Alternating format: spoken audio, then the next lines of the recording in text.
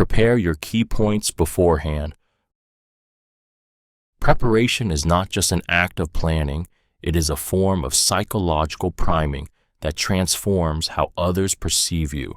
When you step into a conversation armed with clarity, structure, and foresight, you create an unshakable presence that radiates confidence. People instinctively trust those who seem sure of themselves, and nothing makes you appear more certain than knowing exactly what you want to say before the words leave your lips. The unprepared stumble, searching for words, filling the silence with hesitation. But the prepared, they control the flow. Their sentences land with weight, their pauses feel deliberate, and their arguments unfold like a carefully written script that captivates attention. Each point acts like a hook, pulling the listener deeper, making them less likely to resist and more likely to align with your message. Preparation isn't memorizing, it's crafting mental anchors that guide the conversation wherever it may drift. When you prepare, you carry invisible weapons. Rehearse stories that trigger emotion, facts that disarm skepticism, and phrases that plant seeds of agreement. The person across from you feels the pull of your certainty, unconsciously yielding to the rhythm you create. Even subtle details matter. The order of your points, the power of your first sentence, the punch of your final statement. People rarely remember the meandering details of a conversation, but they always remember how you made them feel, and prepared words ignite feelings more intensely than spontaneous ones. By preparing, you don't just speak, you command. Clarify your goal for the conversation. Every powerful exchange begins with intention. Walking into a conversation without knowing your goal is like sailing without a compass, drifting aimlessly, vulnerable to the currents of others' words and emotions. But when you enter with a clear objective, your focus becomes magnetic, subtly pulling the dialogue toward your desired outcome without the other person even realizing it. Clarity acts like a hidden script playing in your mind. It shapes the tone of your voice, the choice of your words, and even the timing of your pauses. The human brain responds instinctively to direction and certainty, and when your goal is defined, you radiate an energy that commands attention. People sense when you are anchored, and that quiet confidence makes them more open to your influence. Without a goal, you react. With a goal, you lead. Imagine stepping into a negotiation with nothing more than vague hopes. You bend, you compromise too quickly, and you leave with regret. Now imagine entering with absolute clarity.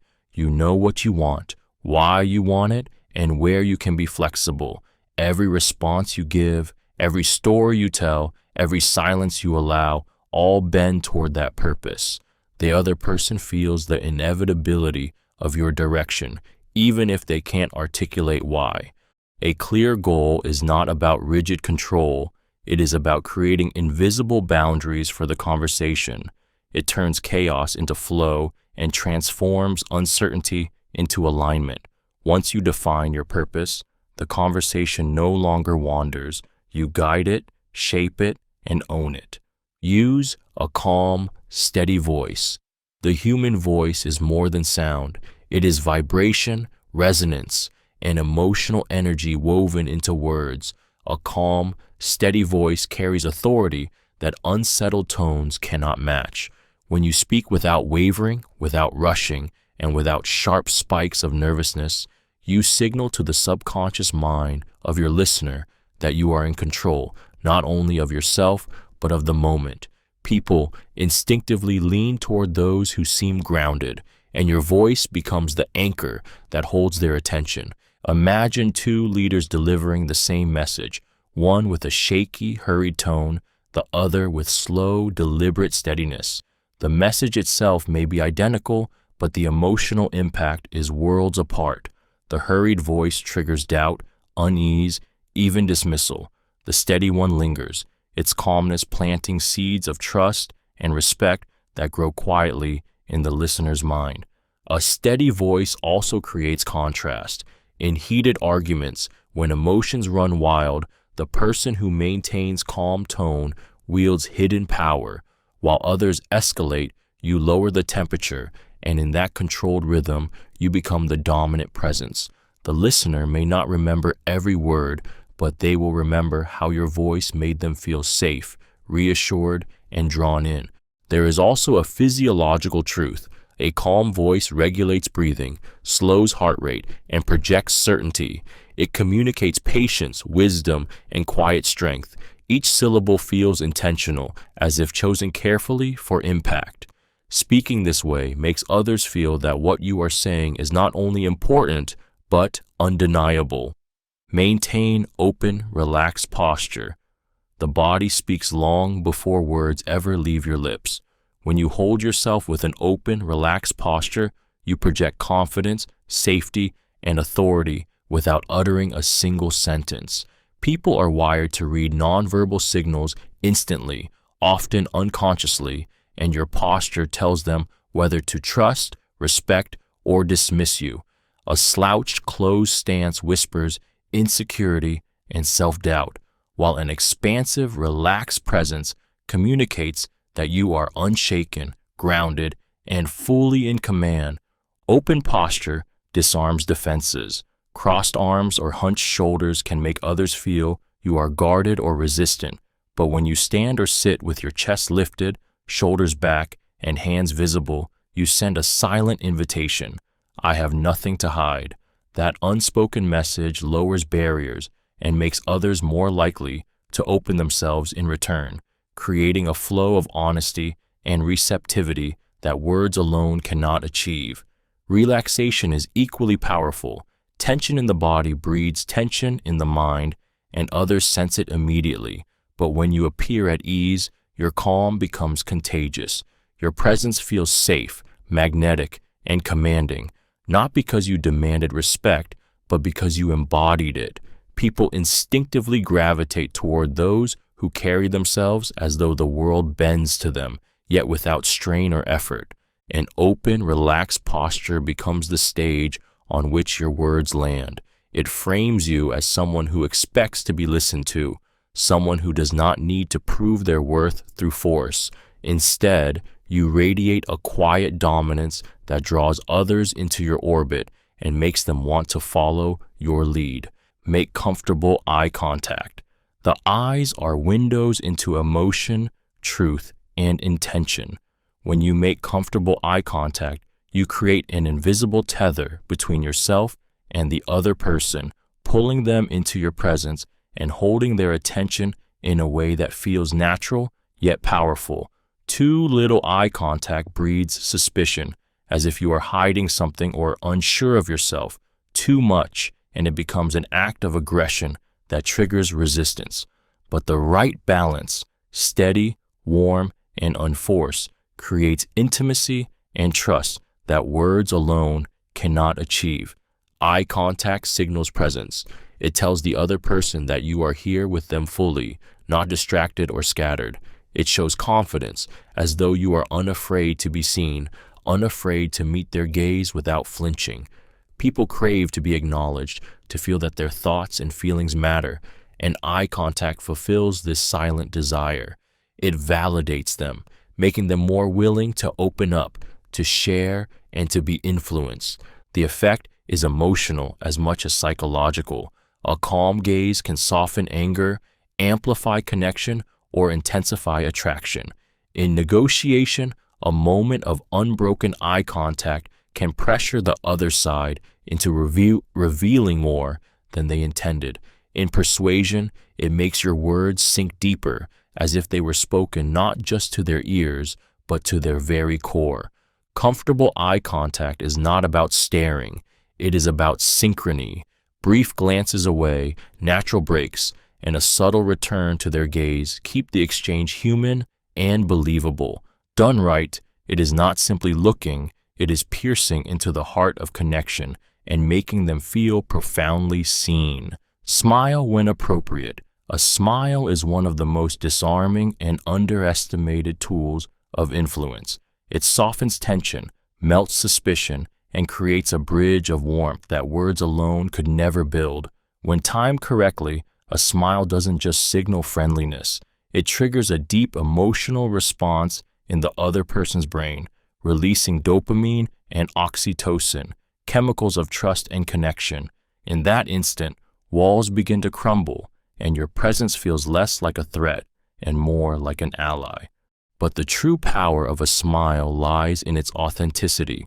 A forced grin can betray you, making others recoil with unease.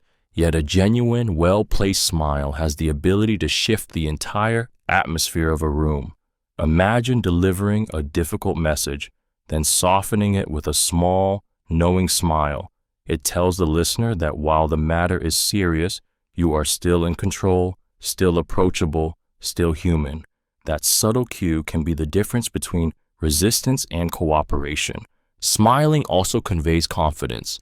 The insecure often hide behind stern expressions, believing seriousness equals authority. But those who can smile, even under pressure, radiate an unshakable composure that others admire and instinctively trust. A smile at the right moment suggests mastery over your emotions and the situation itself, as though nothing can rattle you. The timing matters most. Smile too often, and it dilutes your presence. Smile too little, and you risk appearing cold or distant. But when you smile in response to connection, understanding, or shared humor, it becomes magnetic. It draws people in, makes them feel seen, and silently persuades them to lean closer. Use the person's name early. A name is more than a label. It is the sweetest sound in any language to the one who hears it. The moment you speak someone's name, you pierce through the noise of their thoughts and trigger a surge of recognition deep within their psyche. It is an ancient signal of belonging, of being seen, of being valued. In a world where people constantly feel overlooked, hearing one's own name sparks a subtle but powerful emotional reaction that ties their attention to you. Using a person's name early in conversation sets the tone immediately. It tells them, "You matter. I acknowledge you." That simple act softens resistance because people are far less likely to push back against someone who affirms their existence from the first exchange. It transforms a cold interaction into something personal, and the warmth of that recognition lingers in their subconscious even as the conversation moves forward. There is also a rhythm to it. When you begin with their name, you claim their focus in a way no other word can. You can feel it in the way their eyes meet yours, in the slight shift of their posture as their brain locks onto the sound. Repeating it naturally, not excessively, threads connection through the dialogue, reinforcing intimacy and pulling their attention back whenever it drifts. The power lies not in the word itself, but in what it awakens: identity, ego, and the craving for significance. By using someone's name early, you touch the core of who they are, and in doing so, you make them more open to who you are. Start with a sincere compliment. The first words you choose in any conversation set the emotional tone, and few openings carry more impact than a genuine compliment. A sincere acknowledgement bypasses defenses and goes straight to the heart, triggering a rush of warmth and openness in the other person. Human beings crave recognition, and when they feel seen and valued, their subconscious associates you with that burst of validation. In that instant, resistance softens, rapport begins, and your influence takes root. A compliment is not flattery, which feels hollow and manipulative. True power lies in sincerity, in noticing details others overlook. Perhaps it's the effort someone put into their work, the resilience they showed in a challenge, or the uniqueness of their perspective. When you voice that recognition, you shine a light on their worth in a way that feels personal and rare. That spark of authenticity creates a bond, a sense that you are not just another voice in the crowd, but someone who actually sees them. The emotional force of a compliment lies in how it shifts identity.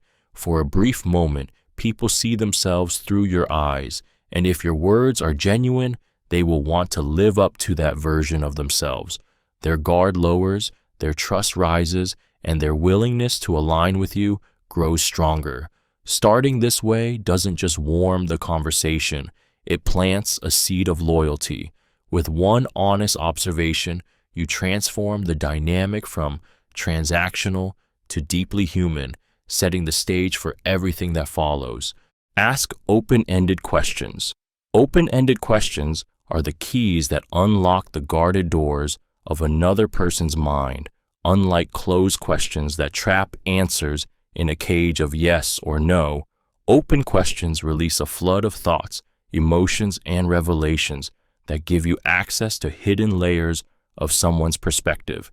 When you ask them, you invite the other person to expand, to elaborate, to expose more than they intended, and in doing so, you gain the priceless advantage of knowledge. There is a deep psychological effect in being asked to share openly. It signals genuine interest, it makes the other person feel valued, and it triggers a natural desire to explain. People crave to be heard, and when you hand them the stage with a carefully framed question, they step into it willingly, often revealing more than they realize.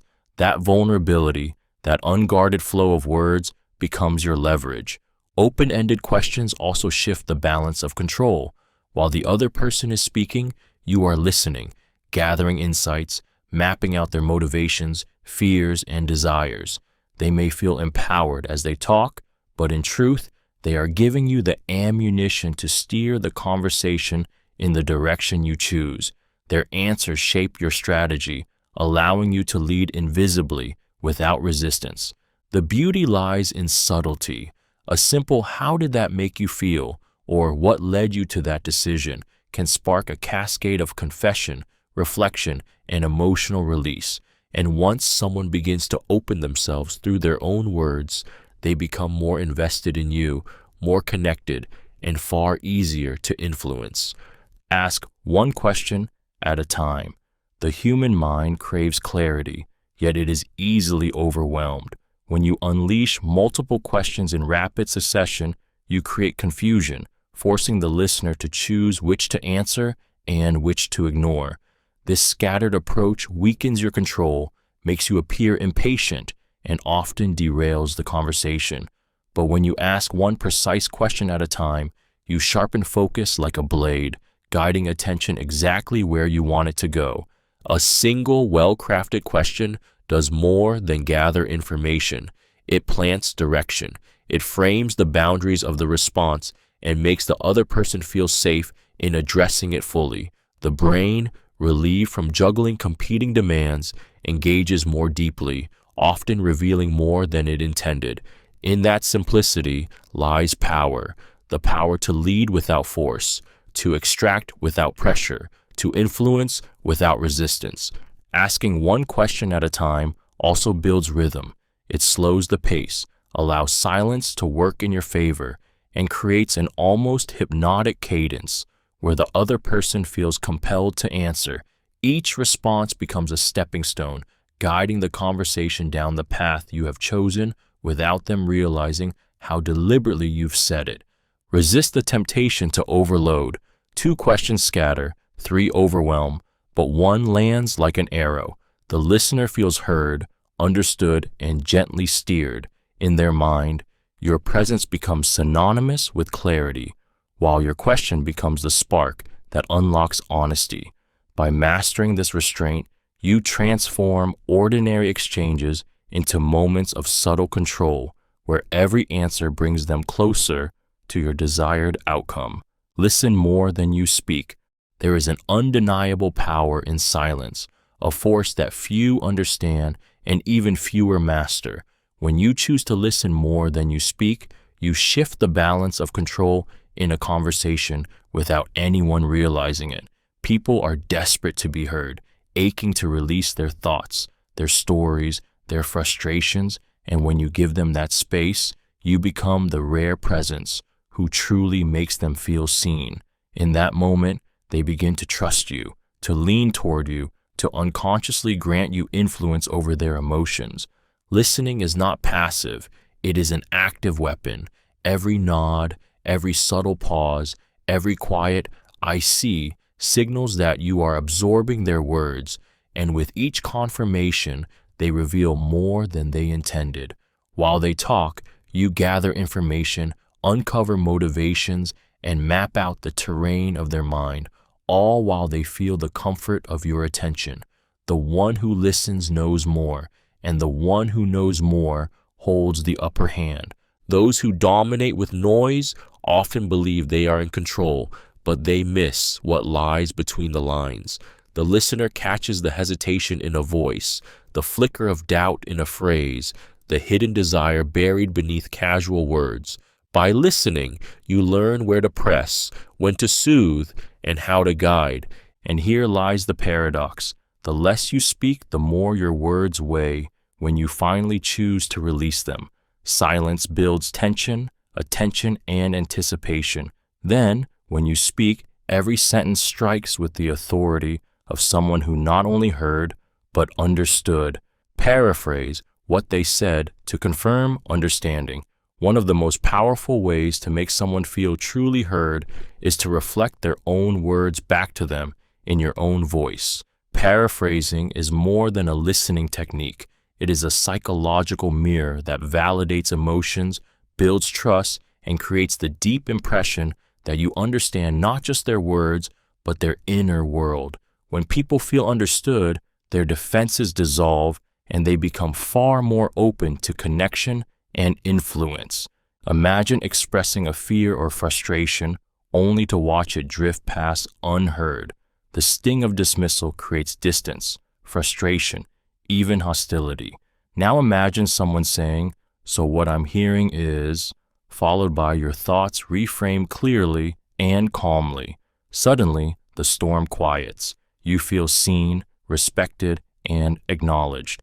That emotional release binds you to the person who gave it, making you instinctively more willing to listen in return. Paraphrasing also sharpens clarity. Words can be messy, tangled with emotion and ambiguity, but when you distill them into their essence and reflect them back, you strip away confusion and uncover what truly matters. This process not only deepens their trust in you, but also helps them hear themselves more clearly, often revealing solutions they couldn't see before. The subtle power of paraphrasing lies in its simplicity. It turns the conversation into a rhythm of give and take, where each side feels valued. It transforms dialogue into collaboration, and collaboration into alignment. By echoing someone's truth back to them, you don't just confirm understanding, you create it. Use reflective listening. It sounds like reflective listening is the subtle art of turning someone's own words into a mirror that makes them feel profoundly understood. When you respond with phrases like, "It sounds like you're frustrated," or "It seems you're excited about this," you are not just repeating what was said, you are validating the emotions beneath the words. This validation is intoxicating because humans crave recognition more than correction. To feel heard is to feel valued, and people naturally move closer to those who give them that feeling. The psychological weight of reflective listening comes from its ability to dissolve defenses. When someone senses that you truly grasp their emotions, they relax, they soften, and they trust. Arguments lose their sharp edges, tension eases, and even the most guarded individuals begin to reveal more. It is as though you have reached past the mask they wear and touched the raw truth beneath, a place most people long for but rarely experience. This technique also allows you to control without appearing to control. By reflecting what you hear, you subtly guide the other person's narrative. You can highlight certain emotions, emphasize key themes, and gently steer the conversation toward the ground where you want it to land, all while the other person feels it is still their story. The impact is emotional as much as intellectual. A simple reflection can spark relief, gratitude, or connection so deep that the person instinctively bonds with you.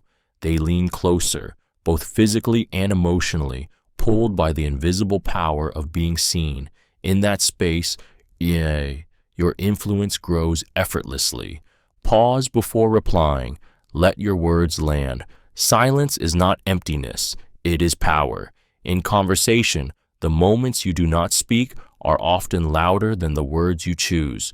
When you pause before replying, you create tension, anticipation, and weight. The listener leans in, their mind amplifying your presence, waiting for what comes next.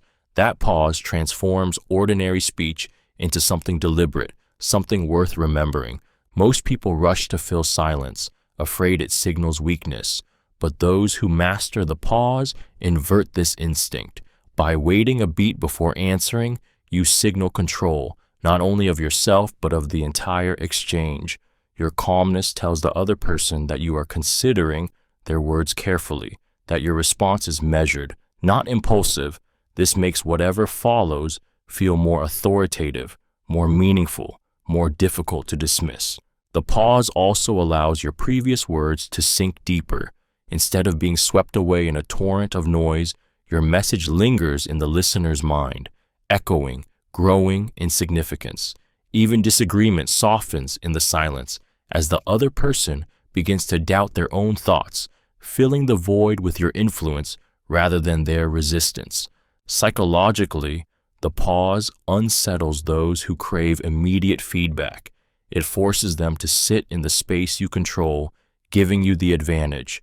The rhythm of conversation shifts, and suddenly you are no longer reacting. You are orchestrating.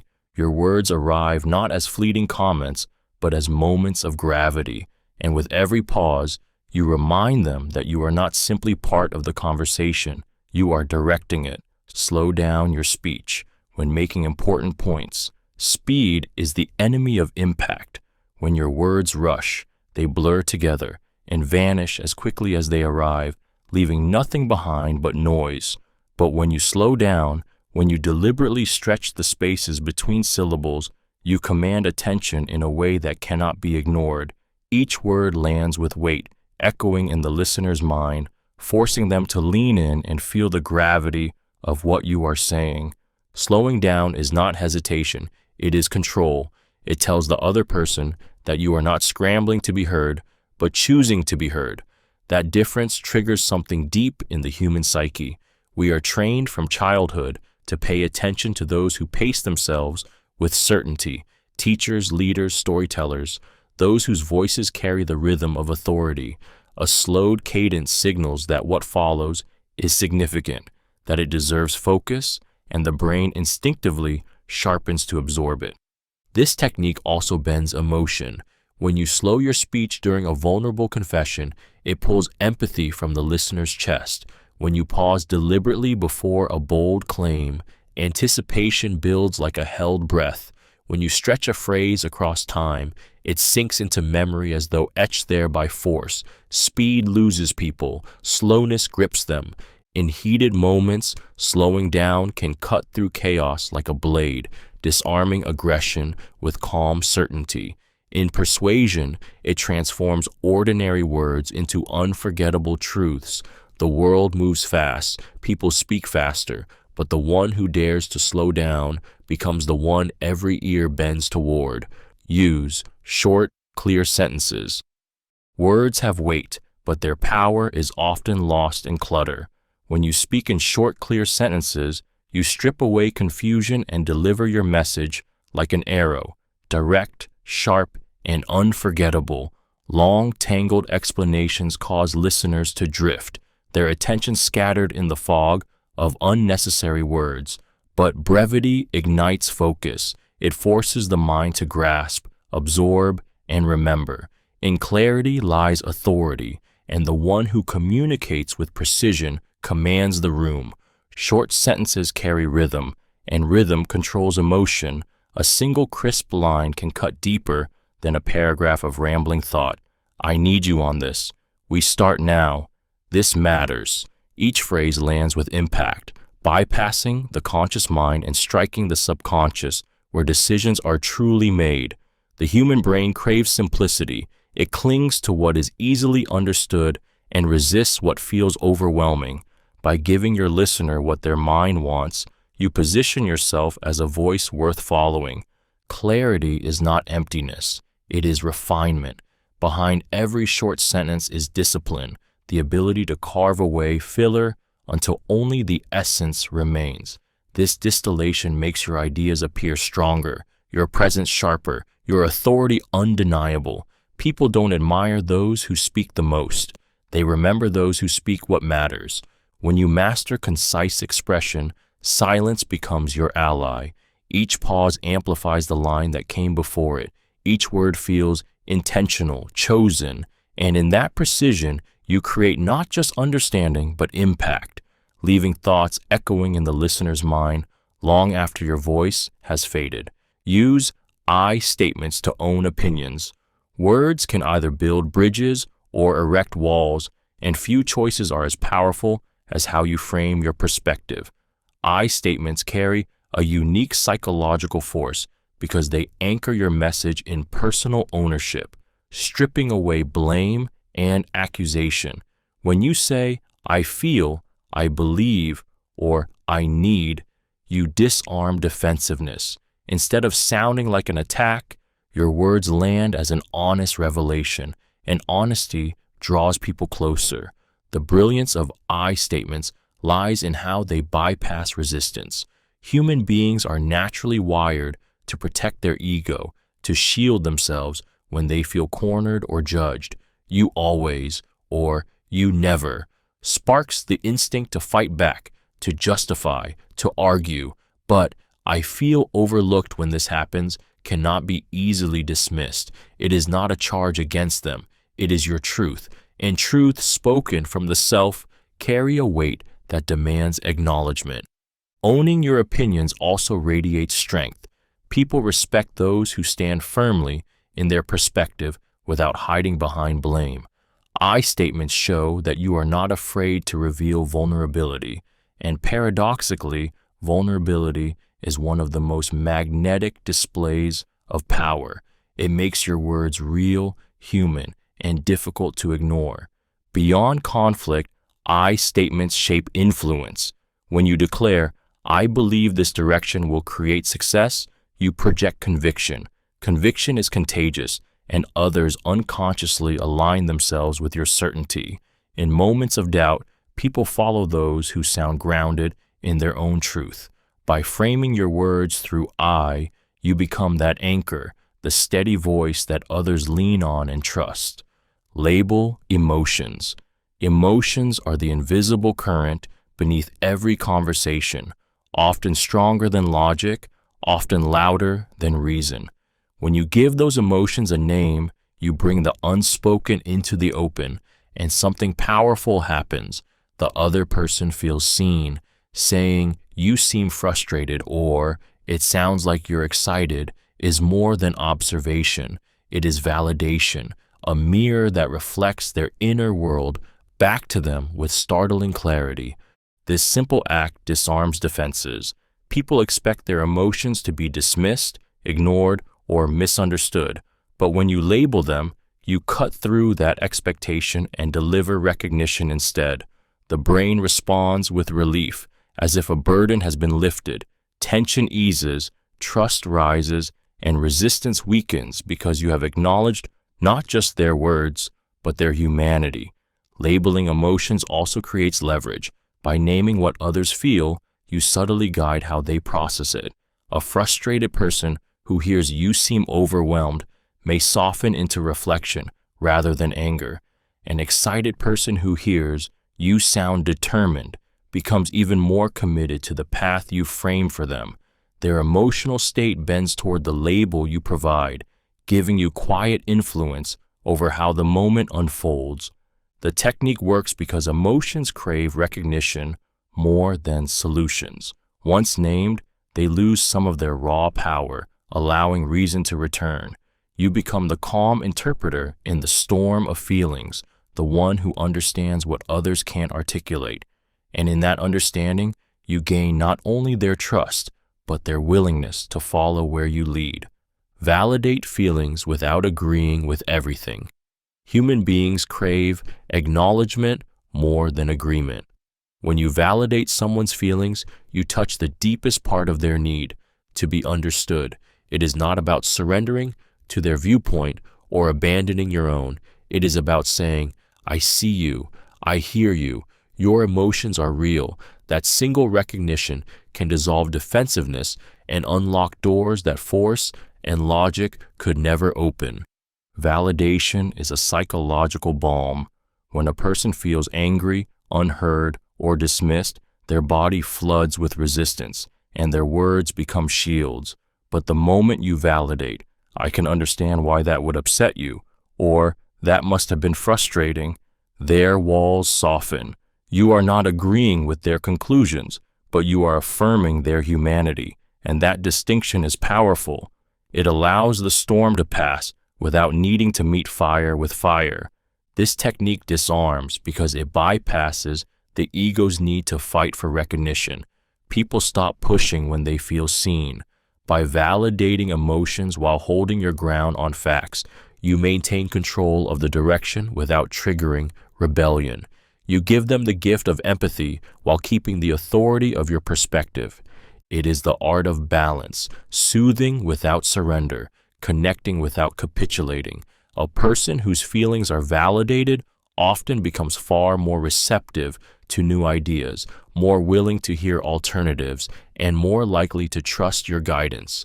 The irony is that once someone feels their emotions are safe with you, they no longer cling to them so tightly, and in that moment, influence becomes effortless.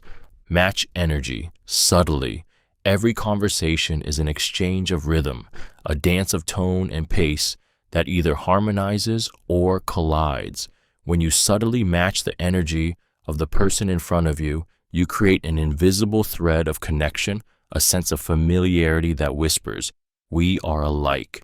Humans are wired to gravitate toward those who reflect their own state, and when your voice, tempo, and energy mirror theirs, they instinctively feel safer, understood, and more willing to open themselves to your influence. If someone speaks softly and slowly, blasting them with rapid, high-energy speech feels jarring, even aggressive. Their mind retreats, sensing a mismatch. But when you adjust, when your tone softens and your pace slows, the walls begin to crumble. They feel you are moving with them, not against them. In contrast, if their energy is vibrant and animated, meeting them with dull, lethargic speech suffocates the spark. Instead, leaning into their enthusiasm creates an electric bond, as though you are both riding the same current. The key is subtlety. Too perfect a mimicry feels artificial, and people recoil from what appears fake. True mastery lies in adjusting just enough that they feel resonance, not imitation. This synchronization opens the door to influence, because once you are in rhythm, you can gently shift the tempo. By first matching their state, you earn the right to guide it, slowing down a frantic pace, calming an anxious tone, or energizing a stagnant one. Energy alignment becomes the bridge, and once they cross it, they follow your lead without even realizing why. Mirror body language. Subtly, to build rapport. The body speaks in whispers, the mind does not notice. And when you mirror those whispers, you create an almost magical sense of connection. Subtle imitation of posture, gestures, and movements taps into the deepest layers of human psychology, where familiarity breeds trust.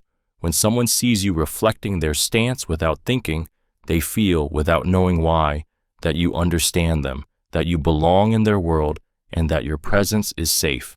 This effect comes from the primal wiring of our brains. From infancy, we learn connection through imitation. Babies mirror their parents' expressions. Friends unconsciously adopt each other's mannerisms. Lovers sync their movements as if dancing to an invisible rhythm.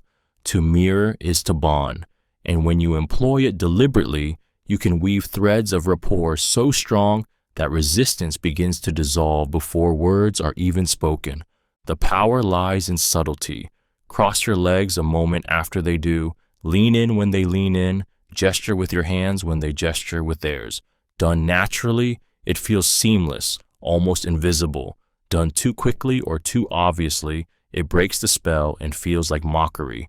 The secret is patience. Let your body echo theirs as if your movements were born from the same energy. As the rhythm takes hold, the person across from you feels harmony, as if you are moving together instead of apart.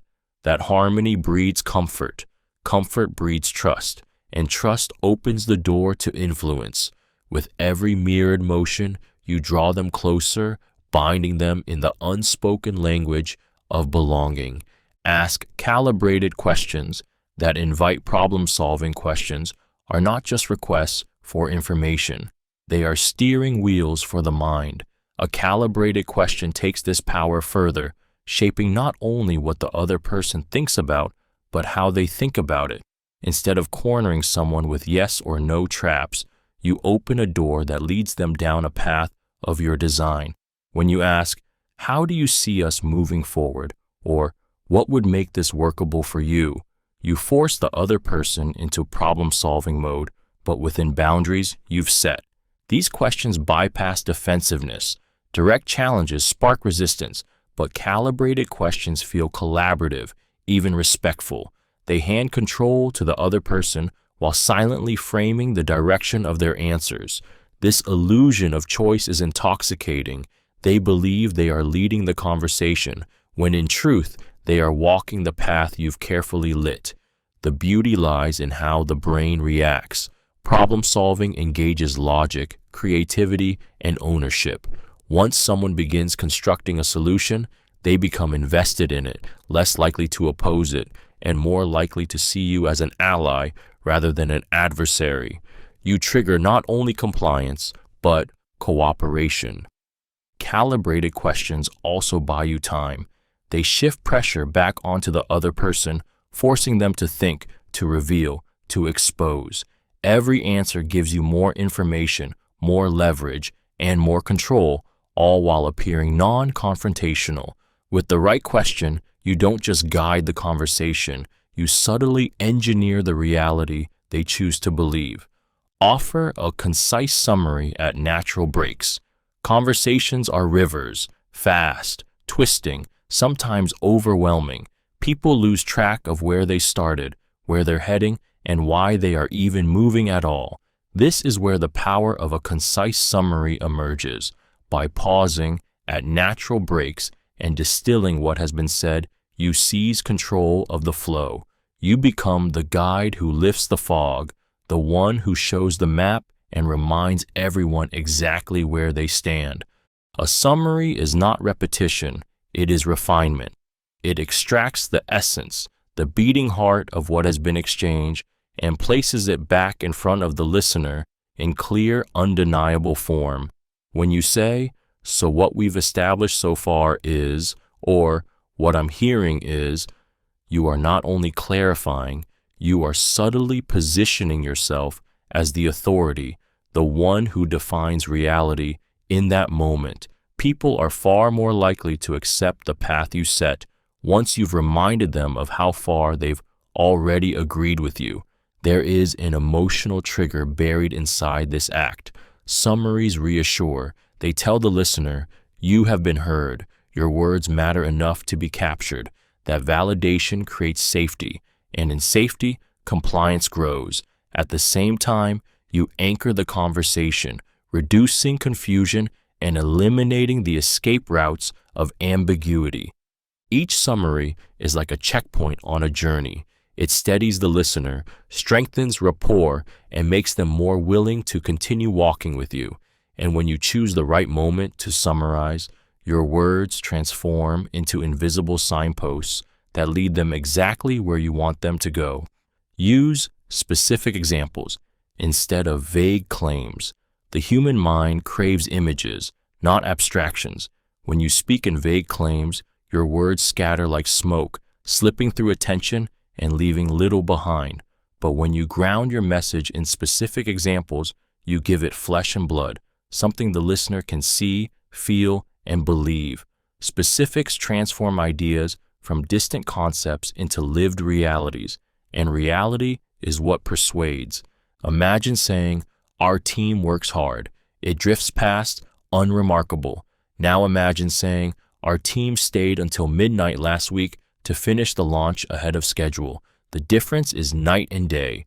The first statement makes a claim. The second paints a picture. The listener doesn't just hear it, They experience it. The brain latches onto detail because detail feels true, and truth is what builds trust. Specific examples also stir emotion.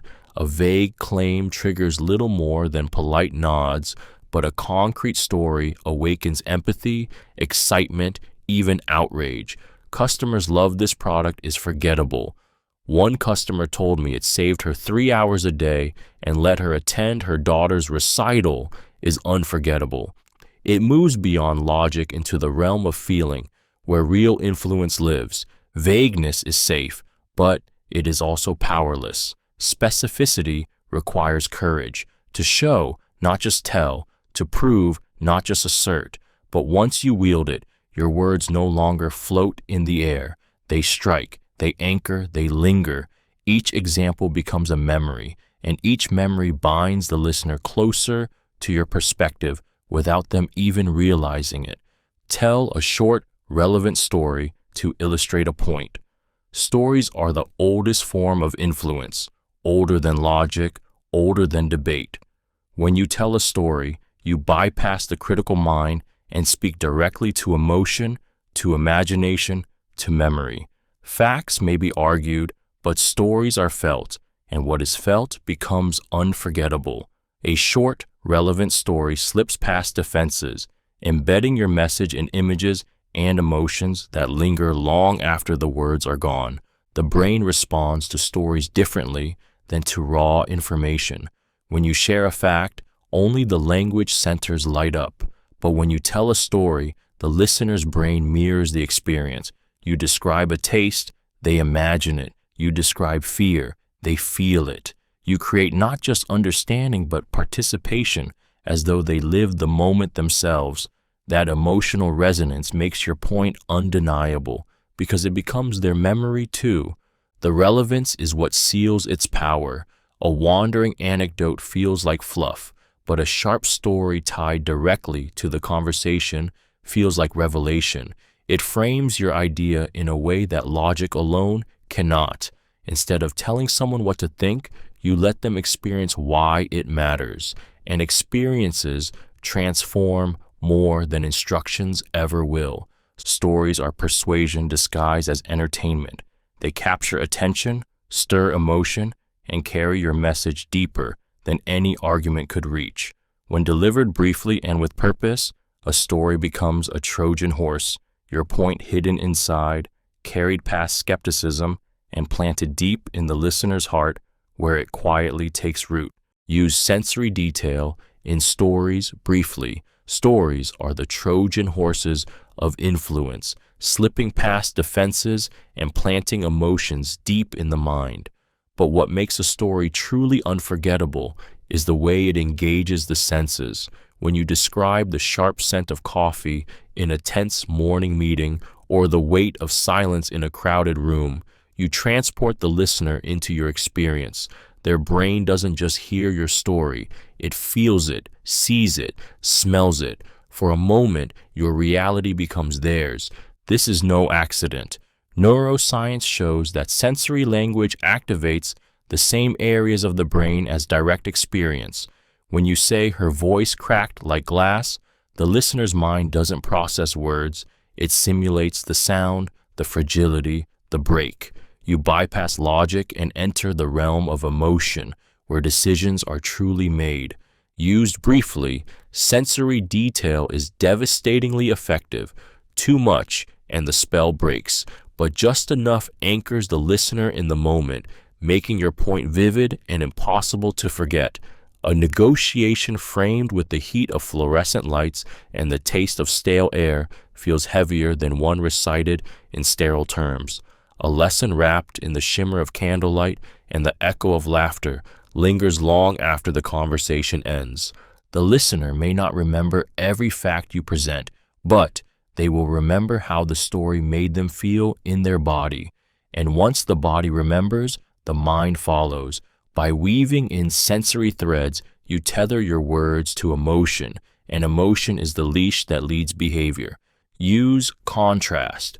The human mind does not measure value in isolation. It measures value through comparison.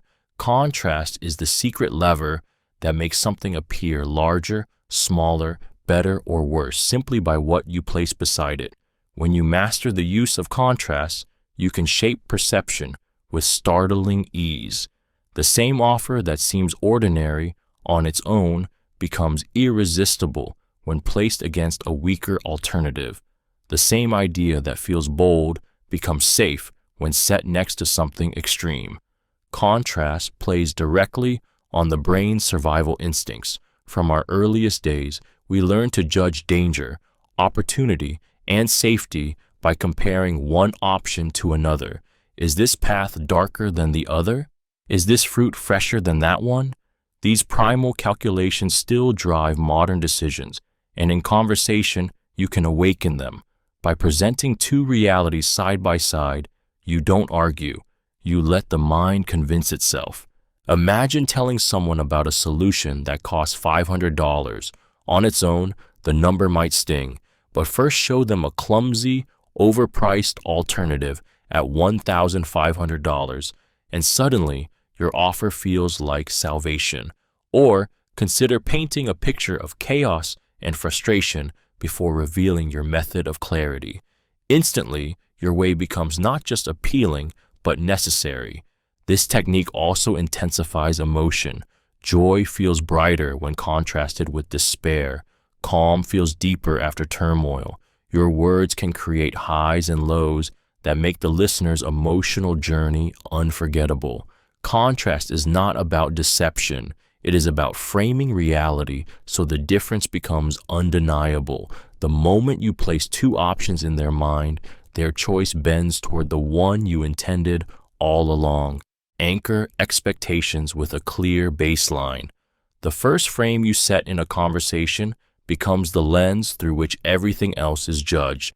This is the power of anchoring, shaping expectations by establishing a clear baseline that makes all comparisons bend in your favor. Human perception is not absolute, it is relative. We do not measure value in isolation but against the first standard presented. Whoever sets that standard holds the power to define what feels big or small, fair or unfair, expensive or cheap. Imagine beginning a negotiation with a bold number. Even if you know the final outcome will land lower, that first figure becomes the anchor in the other person's mind. Every counter they consider is subconsciously weighed against it, making your desired outcome feel more reasonable. If you don't anchor, they will, and then you'll find yourself trapped inside their frame, negotiating on their terms. Anchoring extends far beyond numbers. If you set the tone of a meeting with urgency, everything that follows will feel time-sensitive. If you establish that challenges are expected, solutions will feel more achievable. The baseline becomes the invisible ruler against which all future perceptions are measured. The brilliance of anchoring is its subtlety. Most people never realize it's happening. They believe they are making independent judgments, when in truth, their mind is tethered to the first impression you provided. By controlling the baseline, you tilt reality itself. Every word after is filtered through the anchor you chose, and in that quiet influence lies extraordinary power. Frame choices positively. The way a choice is presented can determine whether it inspires action or triggers hesitation. When you frame options by leading with benefits, you light up the brain's reward circuitry, making people lean toward your suggestion before they even process the logic. Human psychology is wired to chase gains more eagerly than it avoids losses when the path is painted in bright, enticing colors. By highlighting the rewards first, you shift focus from risk to opportunity, from fear to desire. Imagine offering two paths, one described in terms of potential problems, the other in terms of rewards. The first breeds hesitation, tightening the body and clouding the mind with doubt. The second sparks curiosity and hunger, loosening resistance and opening the door to agreement. The outcome may be the same, but the emotional journey is worlds apart. People do not just weigh choices, they feel them. Positive framing makes them feel possibility, progress, and hope. The secret lies in sequencing. If you start with threats or sacrifices, the conversation contracts. But if you begin with benefits, what they gain, what they enjoy, what improves, the mind expands, eager to pursue the brighter path. Even difficult decisions become easier when wrapped in the glow of advantage. Framing positively is not deception, it is direction. It focuses the spotlight on what is desirable, giving the other person something to move toward instead of something to fear. And when desire takes root, resistance weakens. The decision no longer feels like a burden. It feels like a step towards something better. Offer two reasonable options. Choice is the illusion that shapes obedience. When you present two reasonable options, you give the other person the sense of control while quietly steering them toward outcomes you've already prepared. It feels like freedom, but in truth, the boundaries are yours. Instead of saying, "Will you agree to this?" you frame it as, "Would you prefer we move forward today or start next week?" The pressure of resistance softens because the mind is no longer debating whether to act. It is simply choosing how.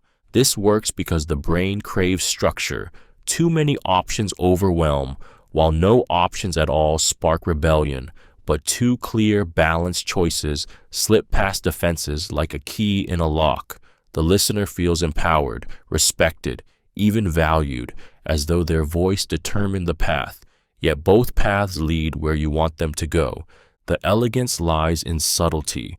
Both options must feel real, not traps disguised as questions. If one is too obviously undesirable, suspicion rises and trust erodes. But when both appear viable, the listener begins weighing, comparing, investing thought and emotion into the decision. In that act of choosing, they create ownership, and what people choose, they defend. This technique thrives in negotiation, persuasion, even casual interactions. Parents wield it when asking children, "Do you want to clean up now or after dinner?" Leaders use it when rallying teams toward change. The listener feels in control, but it is your framework that defines their freedom. Two doors, both leading to your destination, yet they will thank you for letting them decide. Use scarcity ethically. Be truthful about limits. Scarcity ignites desire like few other forces can. The moment something is framed as limited, limited time, limited supply, limited access, the human brain shifts into urgency. It is wired into us from survival. What is rare must be valuable. What is fleeting must be seized before it disappears. Scarcity creates tension, a gnawing fear of missing out, and that fear drives action faster than logic ever could. But there is a line. False scarcity breeds distrust the moment it is uncovered, and once trust is broken, influence collapses. The true art lies in using scarcity ethically, by drawing attention to real limits that already exist. When you are transparent about what is rare or finite, you heighten its power without deception. People sense the authenticity, and that makes the urgency even harder to resist. Scarcity also amplifies appreciation. A seat at a small table feels more prestigious than space in a crowded hall. A conversation that lasts 10 minutes feels more precious if it cannot happen again. By framing opportunities within the boundary of truth, only 3 spots available. This chance ends Friday. I can only give you my time for 15 minutes. You turn the ordinary into the irreplaceable. The psychology behind it is primal. Scarcity pushes people to commit because the pain of losing outweighs the pleasure of gaining. It bypasses hesitation, silences second thoughts, and forces choice. Used with integrity, it transforms hesitation into urgency and turns interest into action. Scarcity, when truthful, does not merely persuade, it compels. Use reciprocity. Give value before asking. Human beings are wired to return what they receive. Reciprocity is one of the deepest social instincts, a survival mechanism etched into our psychology. When you give value first, whether it is knowledge, kindness, opportunity, or even a simple gesture of respect, you create an invisible pull in the other person's mind. They feel the weight of your generosity, and without realizing it, they become more inclined to give something back. This principle works because it bypasses resistance. If you begin a conversation by asking, demanding, or taking, defenses rise. But when you offer first, those same defenses soften. Imagine someone sharing a valuable insight before you even speak, or offering help without asking for anything in return. Instantly, you feel a subtle obligation, a sense that balance must be restored. That emotional drive to even the scales makes people more open to your requests later. The beauty of reciprocity is that the value doesn't need to be grand. It only needs to feel genuine. A thoughtful compliment, a useful resource, a moment of focused attention all trigger the same instinct. The mind whispers, "They've given to me, now I must give back." This is why skilled persuaders always lead with generosity, creating an environment where their eventual ask feels not like a burden, but like a natural continuation of the exchange. By mastering reciprocity, you transform interactions into a flow of give and receive, where people lean toward you, not because they are forced, but because they feel compelled by an unspoken psychological debt. Build credibility with relevant credentials or experience. Credibility is the silent force that makes your words carry weight. When you weave in your credentials or experience at the right moment, you transform your voice from mere opinion into authority. People are conditioned to trust those who have proven themselves, who have walked the path, who bear the scars and victories of real experience. By grounding your message in evidence of who you are and what you've achieved, you shift perception. You are no longer just speaking, you are testifying. The effect is deeply psychological. When someone hears your background align with the topic, their defenses lower. Doubt gives way to deference. Skepticism turns into curiosity. Your experience becomes a shortcut in their mind, convincing them faster than any elaborate argument could. A surgeon speaking about health, a veteran leader speaking about strategy, an entrepreneur speaking about risk, all command attention because their words are forged from lived reality. But the key is relevance. Scatter credentials carelessly and they reek of arrogance. Drop them strategically, tied directly to the moment, and they feel natural, persuasive, even comforting. It is not about boasting. It is about subtly saying, "I know this because I've lived it." That blend of humility and authority creates irresistible influence. The emotional impact is powerful. People want certainty in uncertain situations, and when your words carry the weight of proven experience, you become that certainty.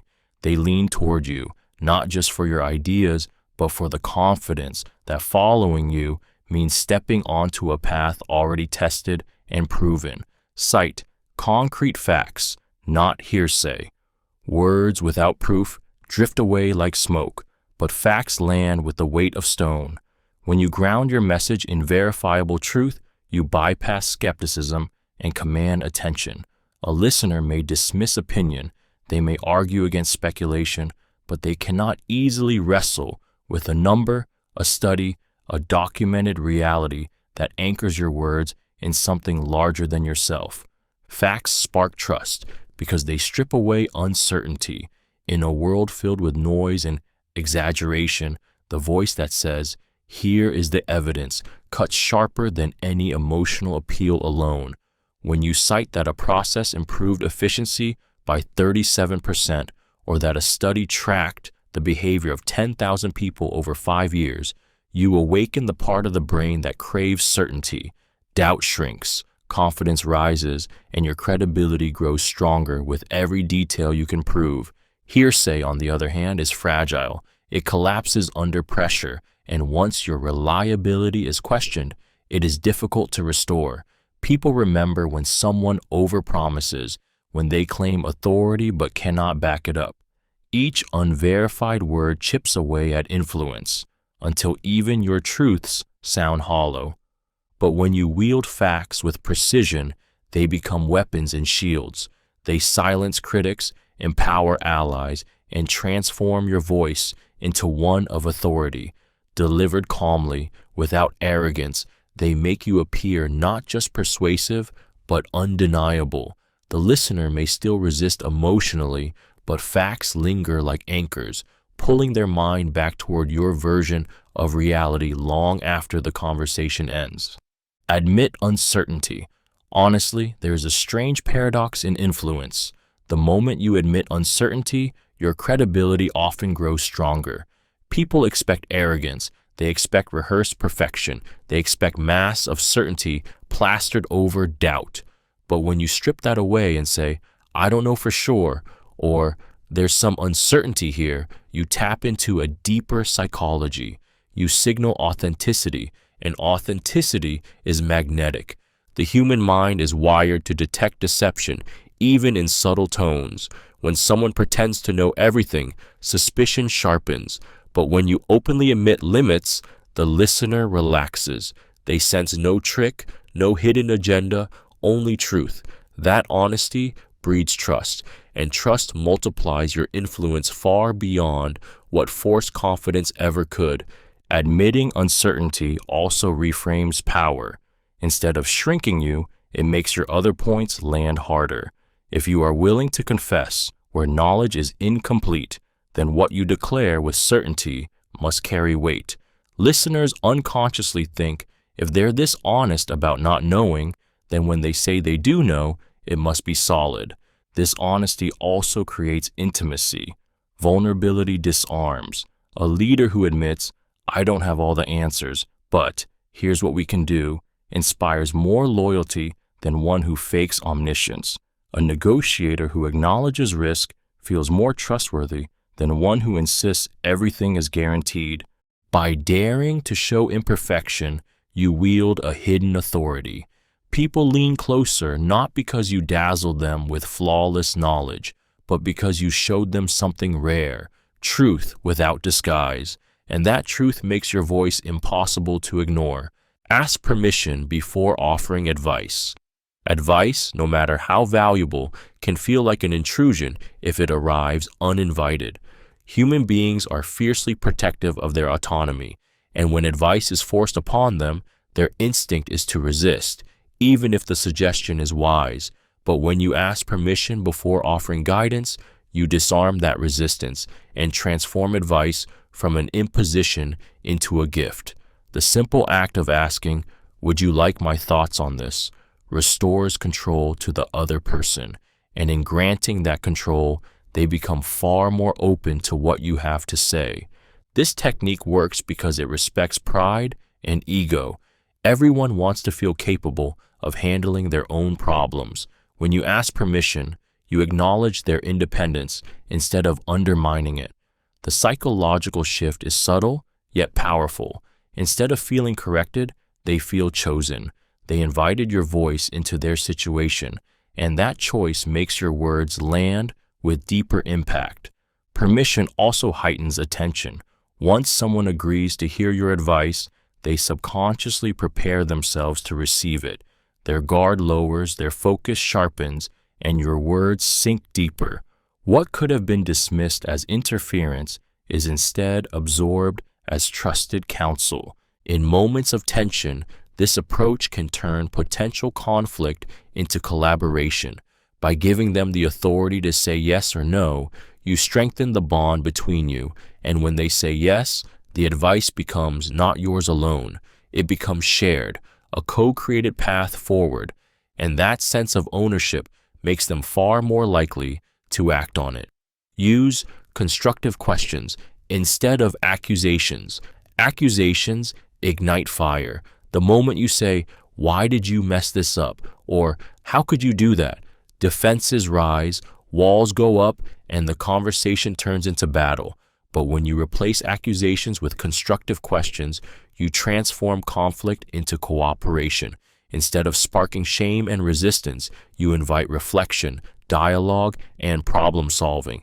The energy shifts from confrontation to collaboration, And suddenly, the other person is no longer your opponent. They are your partner. Psychologically, accusations attack identity. They make people feel judged, cornered, and unsafe, triggering the instinct to fight back or shut down.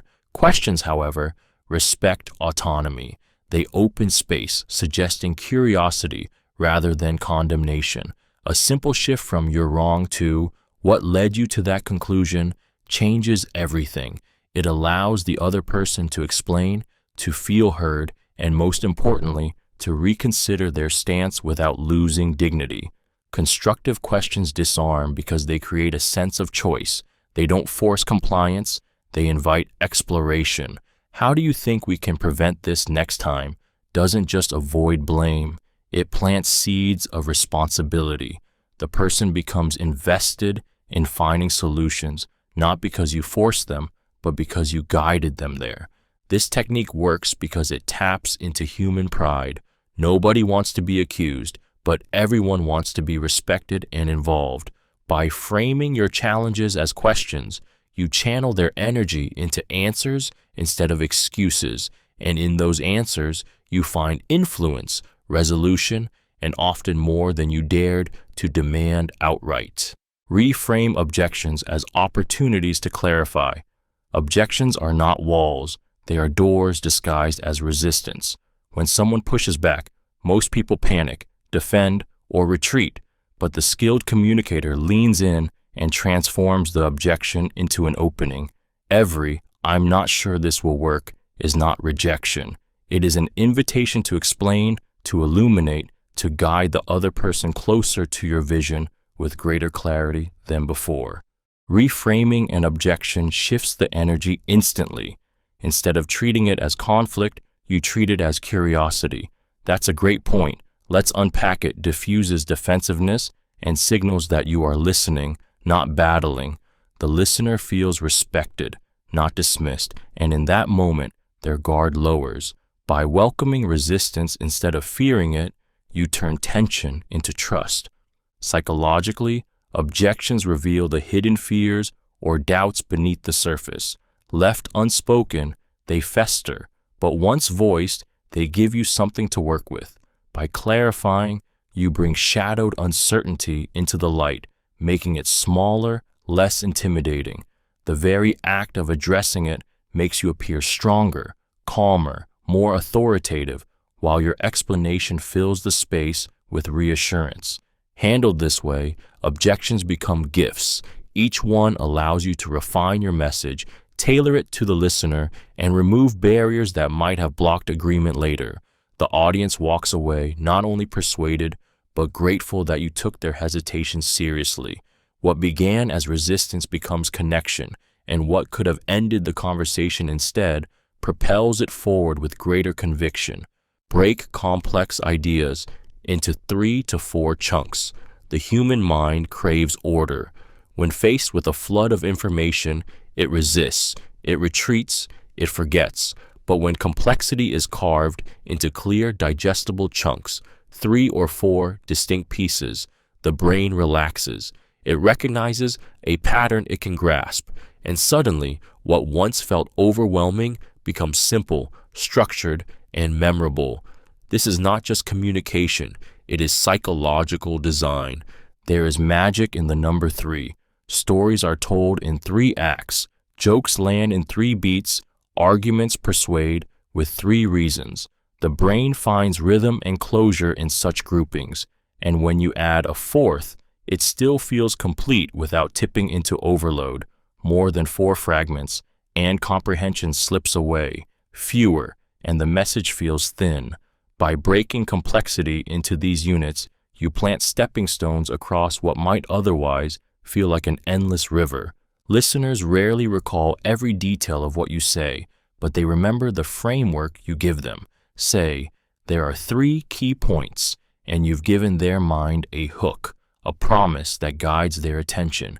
Each chunk becomes a container, and containers are easy to carry long after the words have ended. This technique also sharpens your authority. You appear as the one who can take chaos and sculpt it into clarity. People admire those who make the difficult seem simple, and they reward them with trust. Every time you divide a complex idea into 3 or 4 powerful segments, you transform confusion into certainty, and certainty is influence. Use numbers to make benefits tangible. The human mind craves certainty, and nothing creates certainty faster than numbers. Words like better, faster, or cheaper float in abstraction, leaving the listener unconvinced. But when you attach a number, clear, measurable, undeniable, you transform vague promises into solid reality. Numbers give shape to the invisible, turning ideas into something the brain can grasp, compare, and believe. Imagine telling someone, "This will save you time." The claim feels weightless, easy to ignore. Now imagine saying, "This will save you 3 hours every week." Instantly, the listener sees those hours stack up, imagines what they could do with them, feels the gain as if it already belongs to them. Numbers create pictures in the mind, and pictures stir emotion. The persuasive force of numbers lies in their ability to anchor value. Saying "many people love this" is forgettable. Saying 9 out of 10 customers rated this 5 stars creates a sense of overwhelming proof. Numbers tap into our survival instinct. We evolved to measure risks and resources precisely, so when someone gives us figures, our brain interprets them as truth. But numbers do more than prove. They compel. They shrink doubt by quantifying gain. They intensify desire by showing scale. And they transform persuasion into an inevitability. A single number can turn curiosity into urgency, interest into action. Without numbers, your benefits are hopes. With them, your benefits become promises carved into stone, too solid for the mind to ignore. Use metaphors that your listener understands. Metaphors are the secret bridge between the abstract and the familiar. When you cloak your ideas in images, your listener already knows. You bypass confusion and awaken instant clarity. A metaphor transforms the invisible into something they can see, touch, and feel, making your point not just understood, but remembered. It turns logic into imagery, and imagery sticks to the mind like fire to dry wood. The psychological power of a metaphor lies in its ability to meet someone where they are. If you speak in raw data, you risk losing them in numbers and theory. But compare a struggle to climbing a mountain or describe teamwork as rowing the same boat, and suddenly the message comes alive. Their imagination engages, their emotions stir, and they begin to live your idea rather than simply hear it. Metaphors also create intimacy. By choosing comparisons rooted in their world, whether sports, art, or daily life, you show that you understand them. That recognition makes them feel seen, and people trust those who speak their language. The metaphor becomes more than a tool for clarity. It becomes proof of connection. Even in persuasion, metaphors act as Trojan horses. A concept that might seem threatening or complex, when stated directly, can slip past resistance when disguised as a story or image. The listener accepts it because it feels familiar, almost obvious. That is the magic of metaphor. It makes the complicated simple, the distant close, and the foreign entirely their own. Emphasize shared goals and common ground. People are far more likely to follow someone who feels like an ally than an adversary. When you emphasize shared goals and common ground, you transform the dynamic of a conversation from me versus you into us together. This shift is magnetic. It quiets defensiveness, lowers barriers, and awakens the deep human desire to belong. Suddenly, your listener no longer sees you as opposition, but as a partner, walking beside them towards something they also want. This technique works because the brain is wired to seek connection and tribe. When you say, "We both want the best outcome here," or "At the end of the day, we're aiming for the same result," you are not only highlighting alignment, you are softening conflict before it begins. The listener feels understood, validated, and less threatened. Their instinct to fight diminishes replaced by a subtle pull to collaborate. Shared goals also reframe disagreements as details rather than battles. Instead of clashing over differences, you remind them of the larger picture, one that binds both of you together. This creates momentum as the mind focuses less on obstacles and more on the finish line you've painted. In negotiations, in leadership, even in personal relationships, this emphasis becomes the glue that keeps conversations from fracturing. By anchoring everything you say in common ground, you tilt the emotional balance. The listener's resistance fades because they want to believe in that unity, and once they see you as someone working for their outcome too, persuasion stops feeling like pressure and begins to feel like alignment. Name the elephant, gently unspoken. Tension is poison in conversation. Everyone feels it, everyone senses it, yet no one dares to touch it. The unaddressed issue grows heavier with every passing second, looming larger than the words being exchanged. This is where the art of naming the elephant gently becomes power.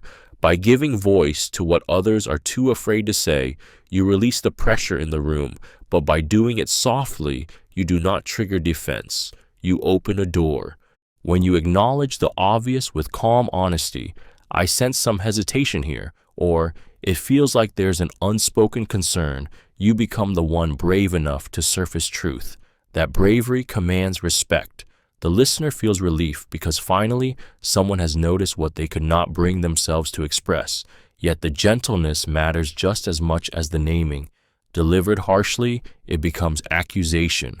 Delivered softly, it feels like compassion. This technique harnesses vulnerability and empathy at once. People want their hidden emotions recognized, but they fear judgment. When you reveal the tension with kindness, they don't retreat. They lean closer. It disarms ego, lowers defenses, and creates a fragile but powerful moment of honesty. The psychology is primal. Secrets isolate, but shared recognition bonds. By naming the elephant, you dissolve the invisible wall that stood between you and them. Suddenly, trust deepens and the conversation shifts from surface level to real. In that moment, you are no longer just a participant. You are the guide who dared to shine light on the shadow everyone else avoided.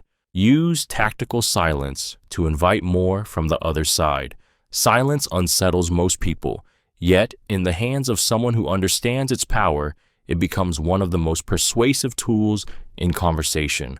When you stop speaking and hold space, the air grows heavy, and the other person feels an almost irresistible pull to fill the void. Their words spill out, sometimes revealing thoughts, emotions, or concessions they never intended to share. Silence is not emptiness, it is pressure, and pressure makes truth rise to the surface. Imagine asking a question and then waiting. The untrained will rush to fill the gap, blurting out explanations or backtracking on their stance. But the skilled communicator waits, calm and unshaken, their stillness amplifying every second that passes. That silence says, I'm listening, I'm patient, I'm in control. The other person interprets it as an invitation, a demand, even a mirror, and they often reveal more than they planned, simply to ease the discomfort. Silence also magnifies importance. When you deliver a key statement and then fall quiet, the absence of words draws attention to what was just spoken. The listener replays it in their mind, searching for meaning, giving your words more weight than they would have had with constant chatter. The brilliance of tactical silence lies in its dual effect. It extracts information while simultaneously projecting authority. In a world where most people fear quiet, the one who masters it becomes magnetic, commanding, and impossible to ignore. In silence, you do not lose control. You tighten your grip without even moving your lips. Nod to show you're actively engaged. A simple nod is one of the most underestimated tools of influence. It is more than a gesture. It is a signal, a subtle psychological cue that tells the other person, I see you, I hear you, and I value what you're saying. This tiny movement of the head taps into the primal human need for validation, making people feel acknowledged and safe. When they feel safe, they open up. When they feel acknowledged, they lean closer. And in that moment, your influence deepens. The power of nodding comes from its effect on rhythm and rapport. Conversation is a dance, and a nod tells your partner you are in step with them. It creates flow, reinforcing that the dialogue is moving forward smoothly.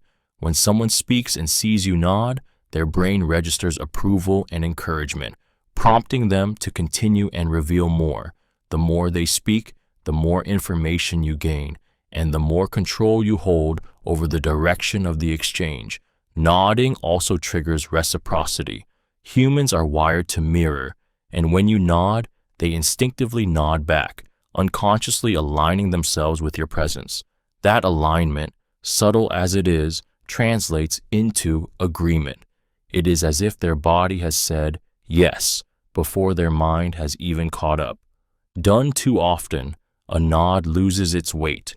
Done at the right moments, when they reveal emotion, when they share insight, it becomes a silent amplifier of trust.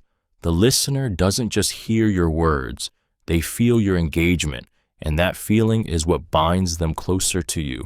Keep your hands visible and relaxed. Hands are silent storytellers, broadcasting truth or deception before your words are ever judged. When your hands are visible and relaxed, you send a primal signal of safety and honesty. Across cultures and centuries, hidden hands have triggered suspicion. They conceal weapons, hide intentions, and whisper of danger. Visible hands, open and calm, tell the listener you have nothing to hide. That simple cue makes you more trustworthy without a single word spoken. Relaxation is just as critical. Tense, clenched fists, or restless movements betray anxiety and insecurity, feeding doubt in your listener's mind. But relaxed hands, gently resting or moving with fluid intention, communicate control. They show that you are comfortable not only in your body, but in the situation itself. That ease becomes contagious, calming the other person and drawing them into your rhythm. Subtle gestures amplify this effect. A gentle opening of the palms while explaining, a measured movement to emphasize a point. These create subconscious associations of openness and authority. The listener feels you are not only speaking to them, but inviting them into your space, into your confidence. In contrast, when hands are hidden, stuffed into pockets, gripping tightly behind your back, or clutching objects, something feels off. Even if unnoticed consciously, the subconscious registers mistrust.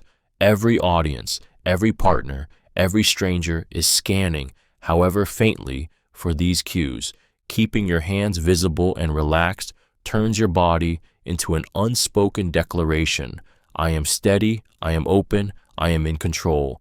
And when the body radiates that message, the mind of the listener falls naturally in step. Control your breathing to stay composed. Breath is the hidden engine of presence. The way you inhale and exhale shapes not only how you feel, but how others feel in your presence.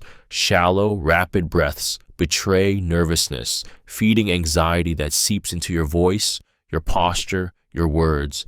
But when you control your breathing, slow, steady, deliberate, you radiate calm. That calm becomes contagious, wrapping the conversation in an invisible aura of stability that people instinctively trust. The science is primal. The nervous system listens to breath like a command. Quick breaths signal danger, triggering fight or flight. Slow breaths signal safety, sending waves of reassurance through the body. When you breathe deeply and evenly, your heart steadies, your tone softens, and your mind clears. You speak with weight instead of haste, with presence instead of panic. Others may not consciously notice your breathing, but they feel the composure it creates. In tense conversations, breath is your shield. When provoked, most people react immediately, their words tumbling out with emotion. But if you pause, inhale deeply, and exhale with control, you buy yourself space. That space is power. The difference between blurting something regrettable and delivering words that land like steel. Breath also commands rhythm. The natural pauses between inhalation and exhalation punctuate your speech, creating emphasis where silence speaks louder than words. It makes your delivery deliberate, measured, unforgettable. The one who controls their breath controls their state, and the one who controls their state controls the room. Breath, when mastered, is not just survival. It is dominance, disguised as calm. Lower your vocal pitch, slightly to convey authority. The voice is an instrument, and its tone shapes how every word is received. A slightly lowered pitch carries weight that higher tones cannot match, signaling strength, certainty, and authority. From the moment you speak, listeners instinctively assess whether to respect or dismiss you, and pitch is one of the first cues their subconscious reads. A steady, deeper resonance tells them you are confident, grounded, and not easily swayed. Throughout history, leaders, speakers, and influencers have wielded this effect effortlessly. A calm, low tone settles the nervous system of the listener, creating a sense of safety and control. High-pitched, rapid voices can trigger stress or doubt, but a measured, deeper voice draws people in, slowing their breath to match yours, aligning them with your state. This is not about theatrics or artificial performance. It is about harnessing the natural psychological response people have to sound. Even subtle shifts make a difference. When you drop your pitch just slightly, especially on key phrases, the listener leans in. The words feel heavier, more deliberate, more commanding. In negotiations, it quiets resistance. In storytelling, it magnifies drama. In moments of tension, it projects composure, reminding everyone that you are unshaken while others waver. The body reacts instinctively to sound, and when your voice resonates with depth, you bypass analysis and reach instinct. Authority is not always shouted or forced. Often, it is spoken softly but firmly, in tones that vibrate with certainty. Lower your pitch, and you don't just speak, you command the atmosphere itself. Use confident, not aggressive posture. The way you hold yourself is a silent proclamation of who you are. A confident posture radiates power without a single word, while aggression repels and breeds resistance. Confidence is expansive but relaxed. Shoulders back, chest open, chin level, broadcasting certainty and composure. Aggression, on the other hand, leans forward too hard, looms too close, clenches fists, and shouts insecurity disguised as dominance. People instinctively recoil from it, sensing danger rather than safety. The psychology of posture is primal. From ancient times, the body's stance communicated status before language ever existed. Predators displayed size, leaders displayed calm presence. When you embody confidence without threat, you strike the perfect balance that draws people toward you. They read your stillness as control, your openness as honesty, and your steadiness as authority. You become someone they want to follow, not someone they need to defend against. Confident posture also controls emotion, both yours and theirs. Standing tall slows your breathing, lowers anxiety, and regulates tone. It sends signals to your own brain that you are in command, which in turn projects outward. The listener senses this calm control and mirrors it, settling into your rhythm. This harmony creates trust, making your words more persuasive and your presence harder to ignore. The beauty of confident posture is its quiet dominance. It doesn't shout, it doesn't threaten, it simply is. And that very stillness exerts invisible pressure, the kind that makes people lean in, listen harder, and believe more deeply. Confidence commands, while aggression corrodes. The difference is the posture you choose to carry. Ask for small commitments. First, influence is rarely won in a single leap. It is built step by step, through small agreements that pave the way for larger ones. When you ask for a minor commitment first, you are planting a seed of consistency in the other person's mind. Humans, have a powerful need to align their future behavior with their past actions. The moment they say yes to something small, invisible threads begin pulling them towards saying yes again. This principle exploits a deep psychological bias. Once someone invests, even slightly, they feel compelled to remain consistent with that choice. A neighbor who agrees to sign a petition is more likely to later place a sign in their yard. A colleague who agrees to review a short draft is more likely to commit to helping on the larger project. The first step is the lever. Every step afterward is easier because the mind resists contradiction. Small commitments also lower defenses. A large demand triggers resistance, but a small, reasonable request feels harmless, almost automatic. Yet the act of agreeing builds momentum. The listener unconsciously redefines themselves. I am the kind of person who supports this. Each micro-agreement strengthens that self-image, making refusal to the larger ask feel like betrayal of their own identity. The brilliance lies in patience. Instead of pushing for everything at once, you weave a path of gradual consent. Each small commitment is a rung on the ladder, drawing them upward without realizing how high they've climbed. By the time the larger request arrives, compliance feels not like surrender, but like the natural continuation of choices they already made. Use the foot in the door ethically. The smallest yes can open the path to the largest agreement. The foot in the door technique works because people crave consistency. Once they commit to something small, their subconscious pushes them to stay aligned with that choice, even when the stakes grow larger. It is the psychological echo of identity. If I said yes before, I must be the kind of person who says yes again. Imagine asking someone to take a tiny step, signing a petition, answering a brief question, trying a simple exercise. That initial compliance is almost effortless, requiring no risk, no deep thought. But beneath the surface, a seed is planted. Their mind begins weaving a story. I did this because I believe in it, because it matters, because it aligns with me. When the next bigger request arrives, it feels less like a new decision and more like a continuation of who they already are. The ethical use of this technique lies in honesty. When the small step genuinely benefits them, when the larger request builds on what they value, you create alignment rather than exploitation. Manipulators abuse it by tricking people into commitments they never wanted, but when used with integrity, it helps people grow into choices they already lean toward but hesitate to take. The power is not in the request itself, but in the transformation of identity. Each yes reinforces the belief that they are engaged, supportive, invested, and once that identity is alive, turning away feels like betrayal of self. A single small door, once open, can lead them willingly into rooms they never thought they'd enter. Use the door in the face ethically. The human mind is built on contrast, and few techniques exploit this truth more powerfully than the door in the face. At its core, this method begins with a large, often unrealistic request, something the other person is likely to decline. Immediately after their refusal, you present a smaller, more reasonable request, which now feels like a relief by comparison.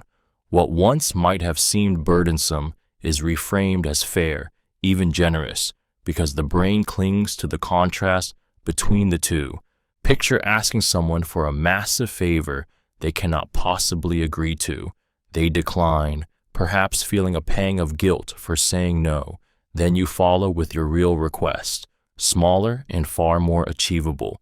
Their guilt eases when they accept, their mind whispering, "At least I could do this much." In truth, you guided them exactly where you wanted, using the psychology of refusal to soften resistance. The power of this technique lies in its ethical use. Manipulators abuse it with outrageous demands designed to corner and exploit, but when wielded responsibly, it becomes a way to make cooperation easier, to present options in a sequence that feels natural rather than coercive. The listener doesn't feel trapped. They feel like they've negotiated balance, that they've made a choice rather than surrendered. The brilliance of door in the face is that it transforms rejection into progress. Instead of ending with no, you redirect toward yes, using the force of contrast to make acceptance feel inevitable. When used with integrity, it is not trickery, but alignment, turning resistance into agreement without a fight. Frame requests as collaborations, not commands. When you present a request as a command, you trigger the natural human instinct to resist. People crave autonomy, and the moment they feel ordered, they push back, even if they might have agreed otherwise. But when you frame your request as a collaboration, you transform resistance into willingness. Instead of feeling controlled, they feel invited, and that sense of inclusion makes them far more likely to comply. The psychology behind this is simple but profound. Humans are wired to value belonging and contribution. A command isolates. It says, I above you. A collaboration unites. It whispers, we together. By asking, how can we make this happen? Or, what would it look like if we worked on this together? You wrap your request in partnership. The other person no longer feels like a pawn in your plan. They feel like a co-architect. And when people help build something, they naturally invest in seeing it succeed. Framing requests. This way also disarms ego. Commands can bruise pride, forcing people to comply grudgingly, but collaboration elevates them. It offers respect, subtly flattering their intelligence and importance. That emotional shift makes them not only more willing, but more enthusiastic, as if the idea was partly theirs all along. The brilliance of collaboration is that it cloaks direction in choice. You still guide the outcome, but the other person feels ownership in the journey. And when someone believes they are choosing with you rather than obeying you, they don't just follow. They commit with energy, loyalty, and far less resistance. Make it easy to say yes. Remove friction. Every decision carries weight, not just in desire, but in effort. People may want to agree with you, may even lean toward your side, yet hesitation rises when the path feels cluttered with obstacles. The more friction in the process, the more steps, the more doubts, the more work, the greater the chance of resistance. But when you strip away that friction, when you make saying yes effortless, you turn compliance into the natural, almost automatic choice. The human brain is wired for efficiency. Faced with two options, it gravitates toward the one requiring less energy, less risk, less uncertainty. If you craft your request so that agreeing feels smooth, quick, and beneficial, the other person's defenses lower instantly. You are not forcing them, you are guiding them down the path of least resistance. Small adjustments create powerful effects. Providing clear instructions removes confusion. Offering to handle details eliminates hesitation. Breaking a larger task into smaller, digestible steps makes commitment less intimidating. Every barrier you remove is one less reason for them to hesitate. And with hesitation gone, momentum builds naturally in your favor. This is why skilled persuaders anticipate resistance before it forms. They don't just present an idea, they package it so seamlessly that rejecting it feels harder than accepting it. The listener begins to think, why not? And that question is the tipping point, the quiet shift from doubt to agreement. By removing friction, you don't merely invite consent, you engineer it, making yes the easiest word they can possibly say. Offer clear next steps at the end.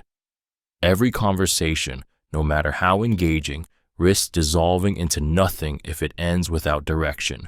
People may feel inspired, persuaded, even moved, but without a defined path forward, their energy scatters and momentum dies. Offering clear next steps transforms words into action. It anchors the emotion of the moment to something tangible, something they can carry beyond the conversation. The human brain craves closure. When an interaction drifts off unresolved, it leaves a quiet unease, a sense of incompleteness. But when you say, here's what happens next, or The best step from here is you close the loop. That clarity brings relief. It tells the listener they are not left floating in uncertainty. You have given them direction, and direction feels safe. This technique also seizes control. Whoever defines the next step becomes the one guiding the relationship. It is a subtle dominance, masked as helpfulness. By leading them to an immediate action, whether it's setting a time, agreeing on a task, or confirming a decision, you pull the momentum firmly into your hands. They leave the conversation not just with your words in their mind, but with your influence shaping their future behavior. Clear next steps also magnify commitment. A vague intention can be forgotten within hours, but a concrete action, something to do, somewhere to go, something to deliver, locks the decision into place. Each step becomes a bridge to the next, and before long, the listener is walking down a path you laid out without even realizing they've been following your lead. Use deadlines only. When real deadlines carry immense psychological weight, they awaken urgency, sharpen focus, and push people to act when hesitation would otherwise paralyze them. The human mind is wired to respond to scarcity and time pressure, interpreting both as signals of importance. A deadline whispers, "Decide now or lose your chance forever," and that whisper drives action far more powerfully than endless opportunity ever could. But the true power of a deadline comes only when it is real. False deadlines feel manipulative, and once exposed, they shatter trust. People may comply once, but their subconscious marks you as dishonest, and every future attempt to influence them weakens. A genuine deadline, however, commands respect. When the clock is ticking for reasons beyond your control, limited availability, a fixed timeline, a real consequence, the urgency is undeniable and the decision weighs heavier. Deadlines also create emotional clarity. When time is limited, the fog of indecision lifts, and people are forced to confront what they truly value. They stop overanalyzing and act on instinct, choosing the option that feels most aligned. Your role is not to invent urgency, but to spotlight it, to frame the reality of time in a way that compels action. When used authentically, deadlines turn passive interest into commitment. They transform maybe later into yes, now. The ticking clock is not your enemy, it is your ally. And when you let real deadlines speak for you, they create a pressure no argument could match, pulling decisions toward resolution with irresistible force. Use social proof. Honestly, human beings are herd creatures at their core, constantly scanning the behavior of others to decide what feels safe, acceptable, and desirable. Social proof taps into this ancient instinct. When people hear that others like them have chosen a path, believed an idea, or embraced an action, they feel an invisible pull to align. The fear of standing alone is replaced with the comfort of belonging, and that comfort can steer decisions more powerfully than logic ever could. But the strength of social proof depends on its honesty. Exaggerated claims or fabricated examples eventually collapse, leaving behind only suspicion and mistrust. Honest proof, however, is irresistible because it feels real. When you say, "Others in your situation have found success with this approach," or "Many people on your team felt the same hesitation before trying this," you create an emotional bridge.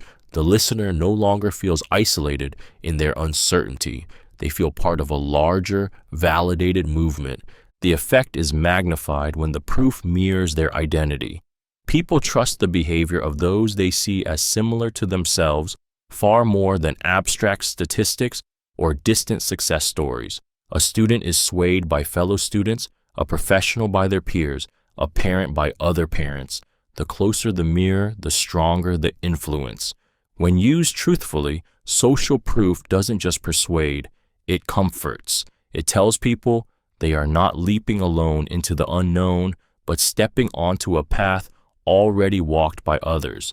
That reassurance reduces fear, amplifies trust, and makes agreement feel not like risk, but Inevitability.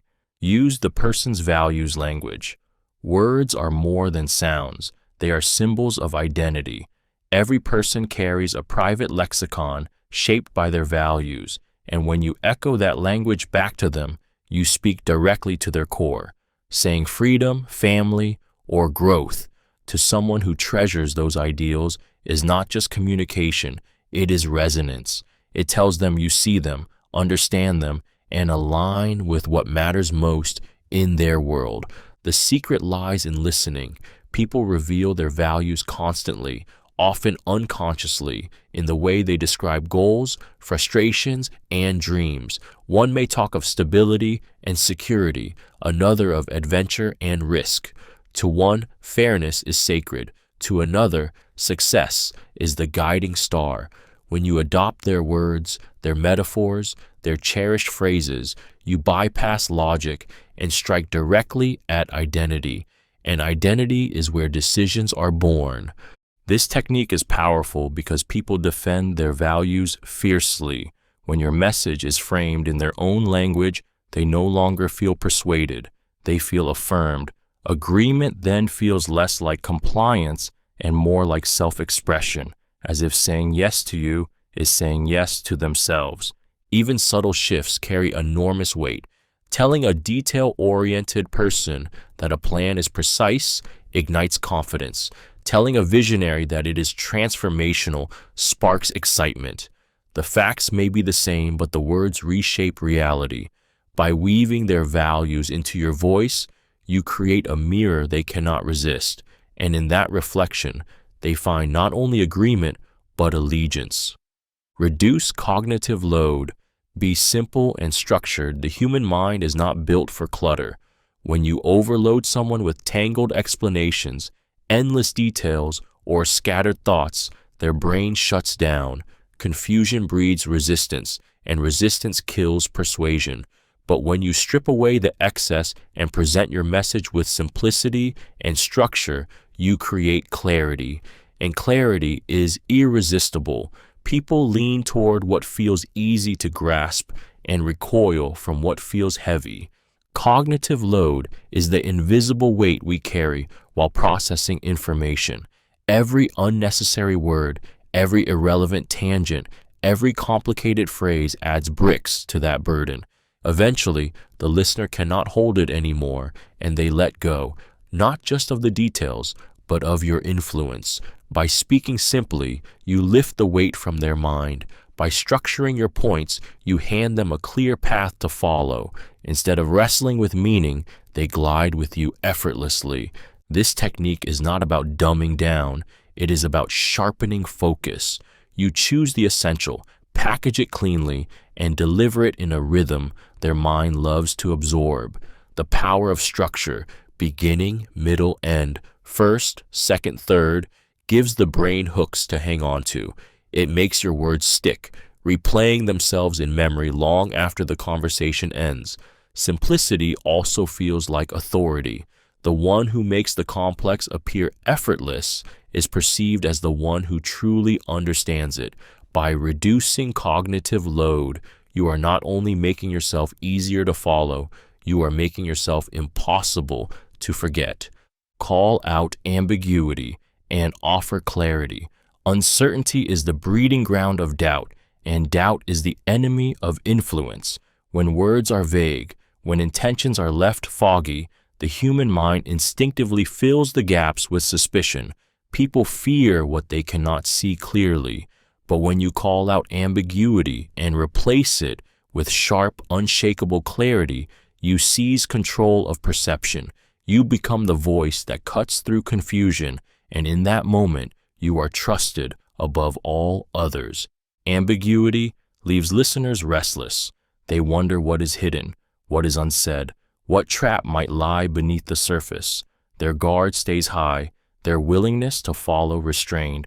Yet the moment you strip away the haze and say, "Here's exactly what this means," you offer relief. That relief is powerful. It anchors their attention, calms their fears, and draws them closer to you as the one who provides certainty in a world that thrives on uncertainty. Clarity also magnifies authority. The person who can simplify the complex, who can distill chaos into a single, digestible truth, commands respect. The brain equates clarity with competence. When you articulate what others cannot, you are seen as leader, guide, protector. Your words do not just inform, they reshape the emotional state of your listener, transforming anxiety into security. Calling out ambiguity is not about exposing weakness. It is about creating alignment. You show that you see the gaps, that you are not afraid to confront them, and then you build a bridge strong enough for others to cross. And once they cross, they are far more likely to follow wherever you lead. Ask, what would make this work for you? This simple question carries a disarming power. Instead of forcing your agenda, you open the door for collaboration and signal that their needs matter. Psychologically, it flips the dynamic from confrontation to cooperation, transforming tension into possibility. People are wired to protect their autonomy, and when you ask what would make something work for them, you hand them control. Yet paradoxically, it is you who gains the upper hand. The brilliance of this question lies in how it reframes resistance. A flat no shuts down a conversation, but this question dissolves the wall of refusal. It invites the other person to shift from rejection to problem solving. They stop defending and start imagining, moving the dialogue into future possibilities where your goals can coexist with theirs. By speaking their conditions out loud, they often design the very pathway that leads them closer to your desired outcome. Emotionally, the impact is profound. The listener feels respected, valued, and empowered. That validation triggers trust and lowers their defenses. In return, they are more open, more willing, and more engaged. What once felt like your demand now feels like their choice. And people fight harder for choices they believe they authored themselves. When you ask, what would make this work for you? You are not surrendering control, you are guiding it invisibly. Their answers reveal hidden motivations, unspoken fears, and leverage points you can use. With one question, you shift the power dynamic, turning opposition into alignment and transforming a barrier into a bridge. Reflect. Small agreements to build momentum. Agreement is addictive. Each time someone nods, says yes, or concedes a small point, they step a little further into your orbit. By reflecting these minor agreements back to them, exactly, that's right, or I'm glad we see that the same way, you magnify their significance, reinforcing the idea that you and they are aligned. What begins as a single point of harmony snowballs into momentum, carrying the conversation toward larger, more consequential agreements. This works because humans crave consistency. Once someone agrees, even in small ways, their subconscious pushes them to remain congruent with that choice. By reflecting their agreement, you shine a spotlight on it, making them feel validated, intelligent, and understood. That emotional reinforcement primes them to agree again and again until their own pattern of compliance feels natural, inevitable. Momentum builds quietly. A string of small yes moments conditions the listener's mind like steps leading down a path they didn't realize they were walking. The more they agree, the harder it becomes to suddenly resist without feeling contradictory or difficult. You are not forcing them. You are allowing their own words to carry them deeper into alignment with yours.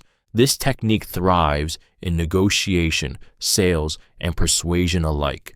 By echoing and amplifying minor points of agreement, you create an upward spiral of cooperation.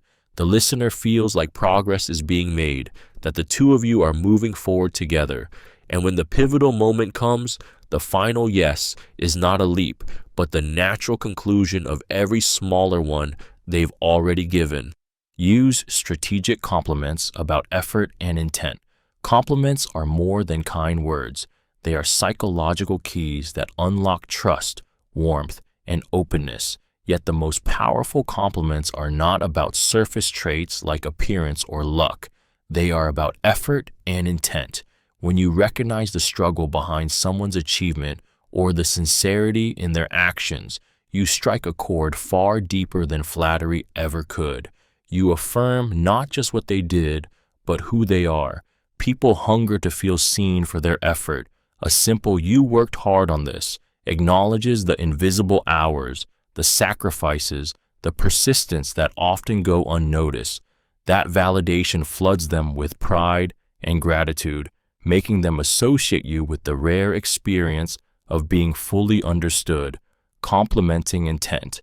"I can see you genuinely care about this," or "your heart was really in it," touches an even rawer nerve. It says their motives, their inner world, are worthy of respect. This kind of praise disarms skepticism.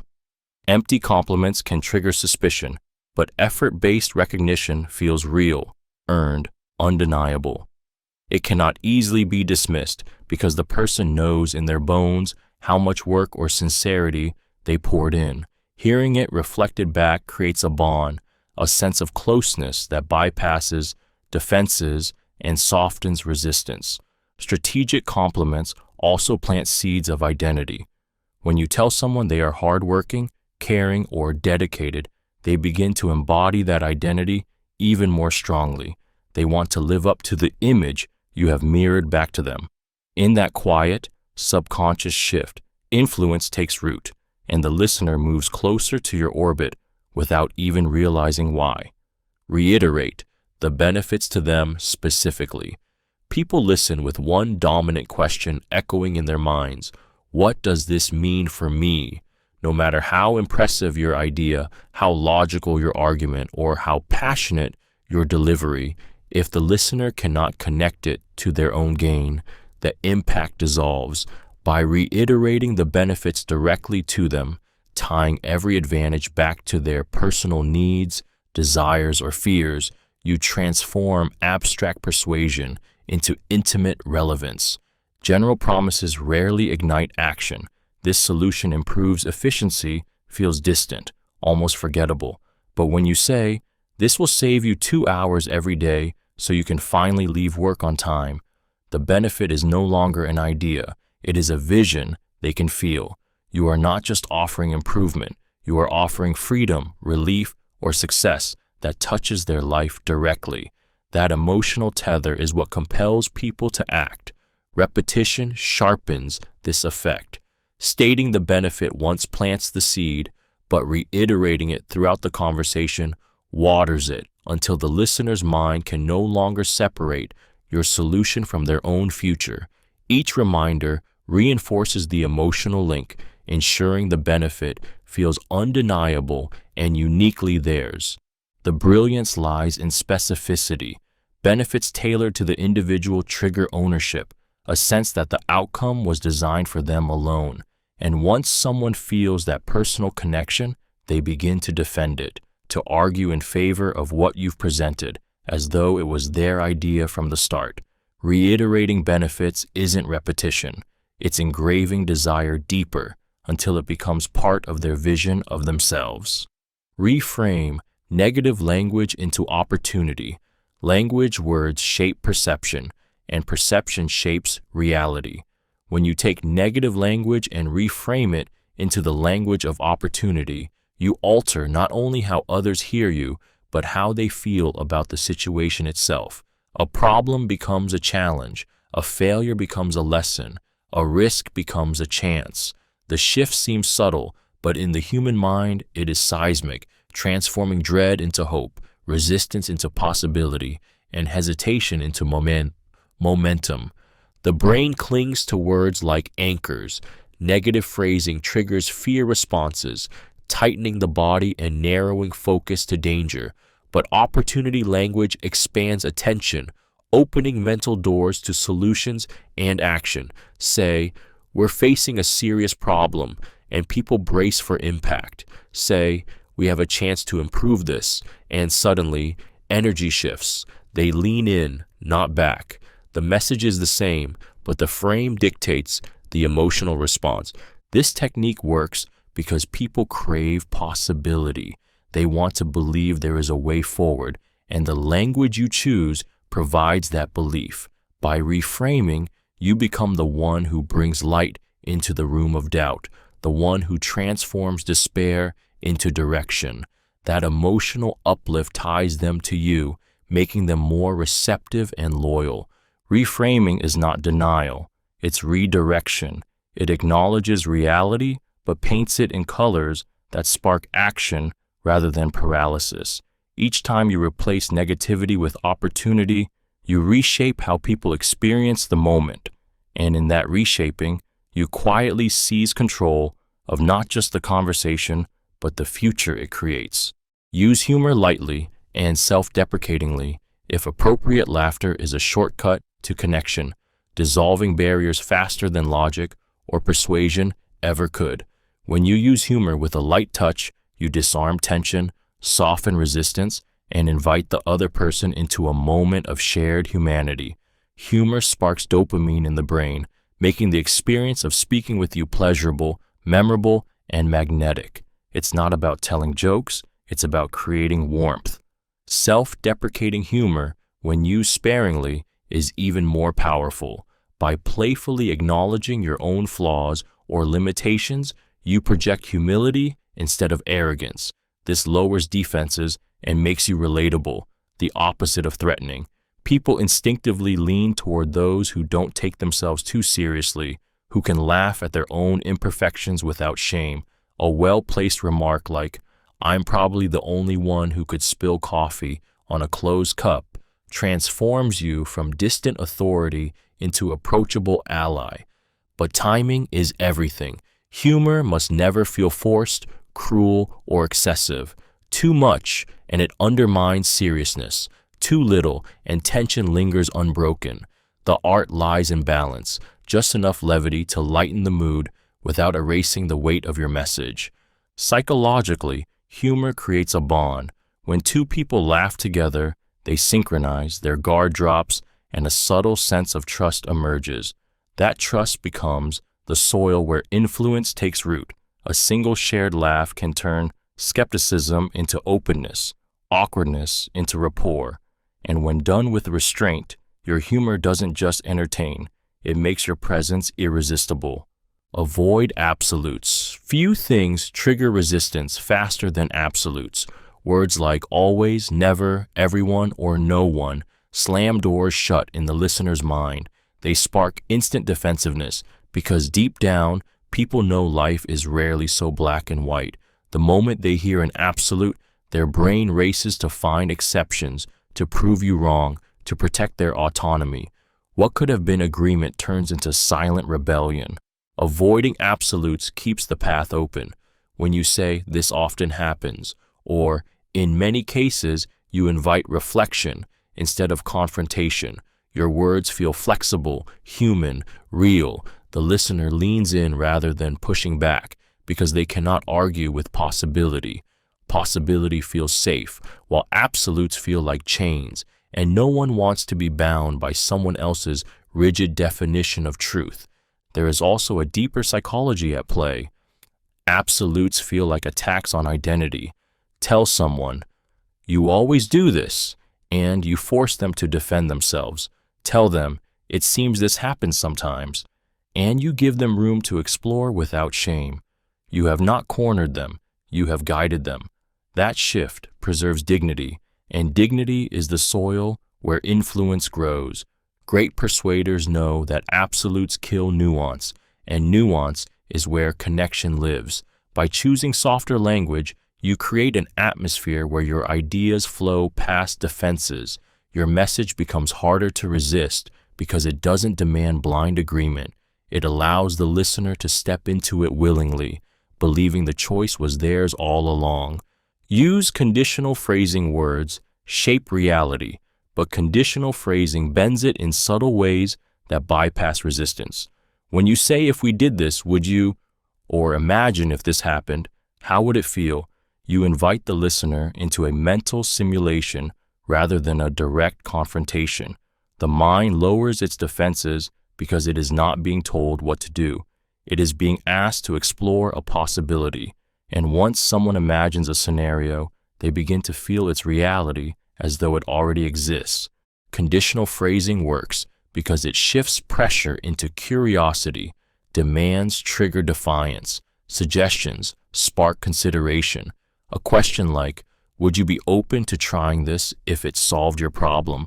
feels safe, non-threatening, and even collaborative. Yet beneath the softness, it plants a seed. The listener pictures themselves accepting, benefiting, succeeding. That imagined experience forges an emotional bond to the outcome, making a future, yes, far more likely. The technique also reframes obstacles. Instead of clashing head-on with resistance, you redirect it with possibility. What if there were a way around this? Suddenly, the problem shrinks and the solution feels closer. People move from defending their stance to exploring new ground, guided not by force, but by imagination. Conditional phrasing is persuasion disguised as curiosity. It does not corner, it entices. It does not demand, it invites. And in the safety of that invitation, people often step into agreement without realizing they've crossed the threshold, because in their mind, they had already lived it. Offer trade-offs instead of ultimatums. Ultimatums slam doors. They force a person into a corner where their pride and autonomy scream for escape, often leading to defiance rather than agreement. Trade-offs, on the other hand, open doors. By offering choices that balance give and take, you create the illusion of freedom while still guiding the outcome in your favor. Instead of resistance, you invite negotiation. Instead of breaking trust, you build it. The psychology here is powerful. Humans resist being controlled, but they embrace being involved. A trade-off says, "I respect your needs, but here's what I need in return." It transforms conflict into collaboration, replacing the sting of command with the warmth of compromise. Suddenly, the other person doesn't feel trapped. They feel empowered because they are part of shaping the outcome. That sense of agency softens their stance and makes agreement feel like their choice. Trade-offs also sharpen value. When you present alternatives, you highlight the cost of refusal without shoving it in their face. We can move forward quickly if we choose option A or take more time with option B. What works best for you?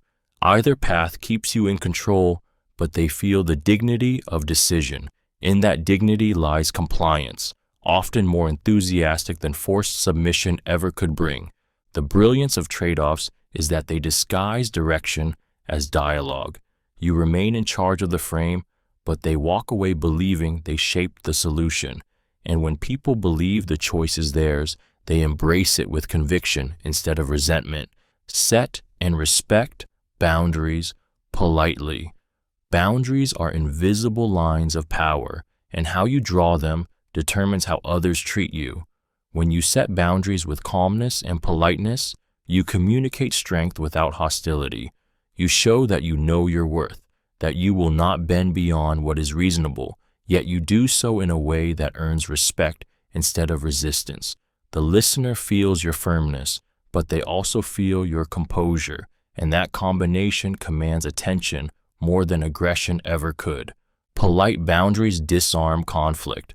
A harsh no can spark defensiveness, but a steady, "I can't commit to that, but here's what I can do," maintains balance. You are not rejecting the person. You are defining the terms of engagement. This subtle shift transforms what could feel like confrontation into negotiation, where your voice remains steady and your authority unshaken. Respecting boundaries is just as vital. When you honor the limits others set, you demonstrate emotional intelligence and restraint. This reciprocity builds trust, showing that you are not there to bulldoze, but to collaborate. People lower their guard when they know you won't push them past their breaking point, making them more willing to meet you halfway. Psychologically, boundaries are magnetic. They signal that your time, energy, and presence have value. Those who set none are overlooked, but those who set them wisely are seen as leaders, as individuals who operate with clarity and confidence. When you enforce limits politely, you don't just protect yourself, you shape the dynamic, ensuring every exchange unfolds on ground that you control. Recognize and diffuse heated emotions calmly. Emotions are contagious, and when anger, frustration, or defensiveness surge in a conversation, most people instinctively mirror that intensity. Voices rise, tempers flare, and the dialogue spirals into chaos. But the one who stays calm becomes the axis around which the storm turns. By recognizing heated emotions without feeding them, you take invisible control. You acknowledge the fire, yet you refuse to burn. The first step is recognition. When someone feels dismissed or misunderstood, their emotions escalate. Simply naming what you see, "I can tell this is frustrating," or "it seems this hit a nerve," is often enough to lower the temperature. That recognition soothes the primal need to be validated. Their brain, desperate for acknowledgement, suddenly feels seen, and the intensity begins to break. The second step is calm composure. Your voice steady, your posture relaxed, your breathing slow. These cues act as regulators. While they are lost in emotional chaos, your calmness becomes a silent mirror, inviting their nervous system to match yours. People unconsciously sync with the energy in front of them, and when yours is grounded, theirs slowly follows. Diffusing heated emotions is not weakness, it is dominance without aggression. You show that you cannot be rattled, that the storm cannot move you. This disarms the other person because rage thrives on opposition, not on stillness. The calmer you remain, the more their fire dies out, and in the ashes of that emotion, space opens, space where your words can finally take root and influence can quietly unfold. Use timeouts. When conversations escalate, emotions can hijack reason in an instant. When a conversation heats up, logic drowns beneath adrenaline, and words become weapons instead of bridges.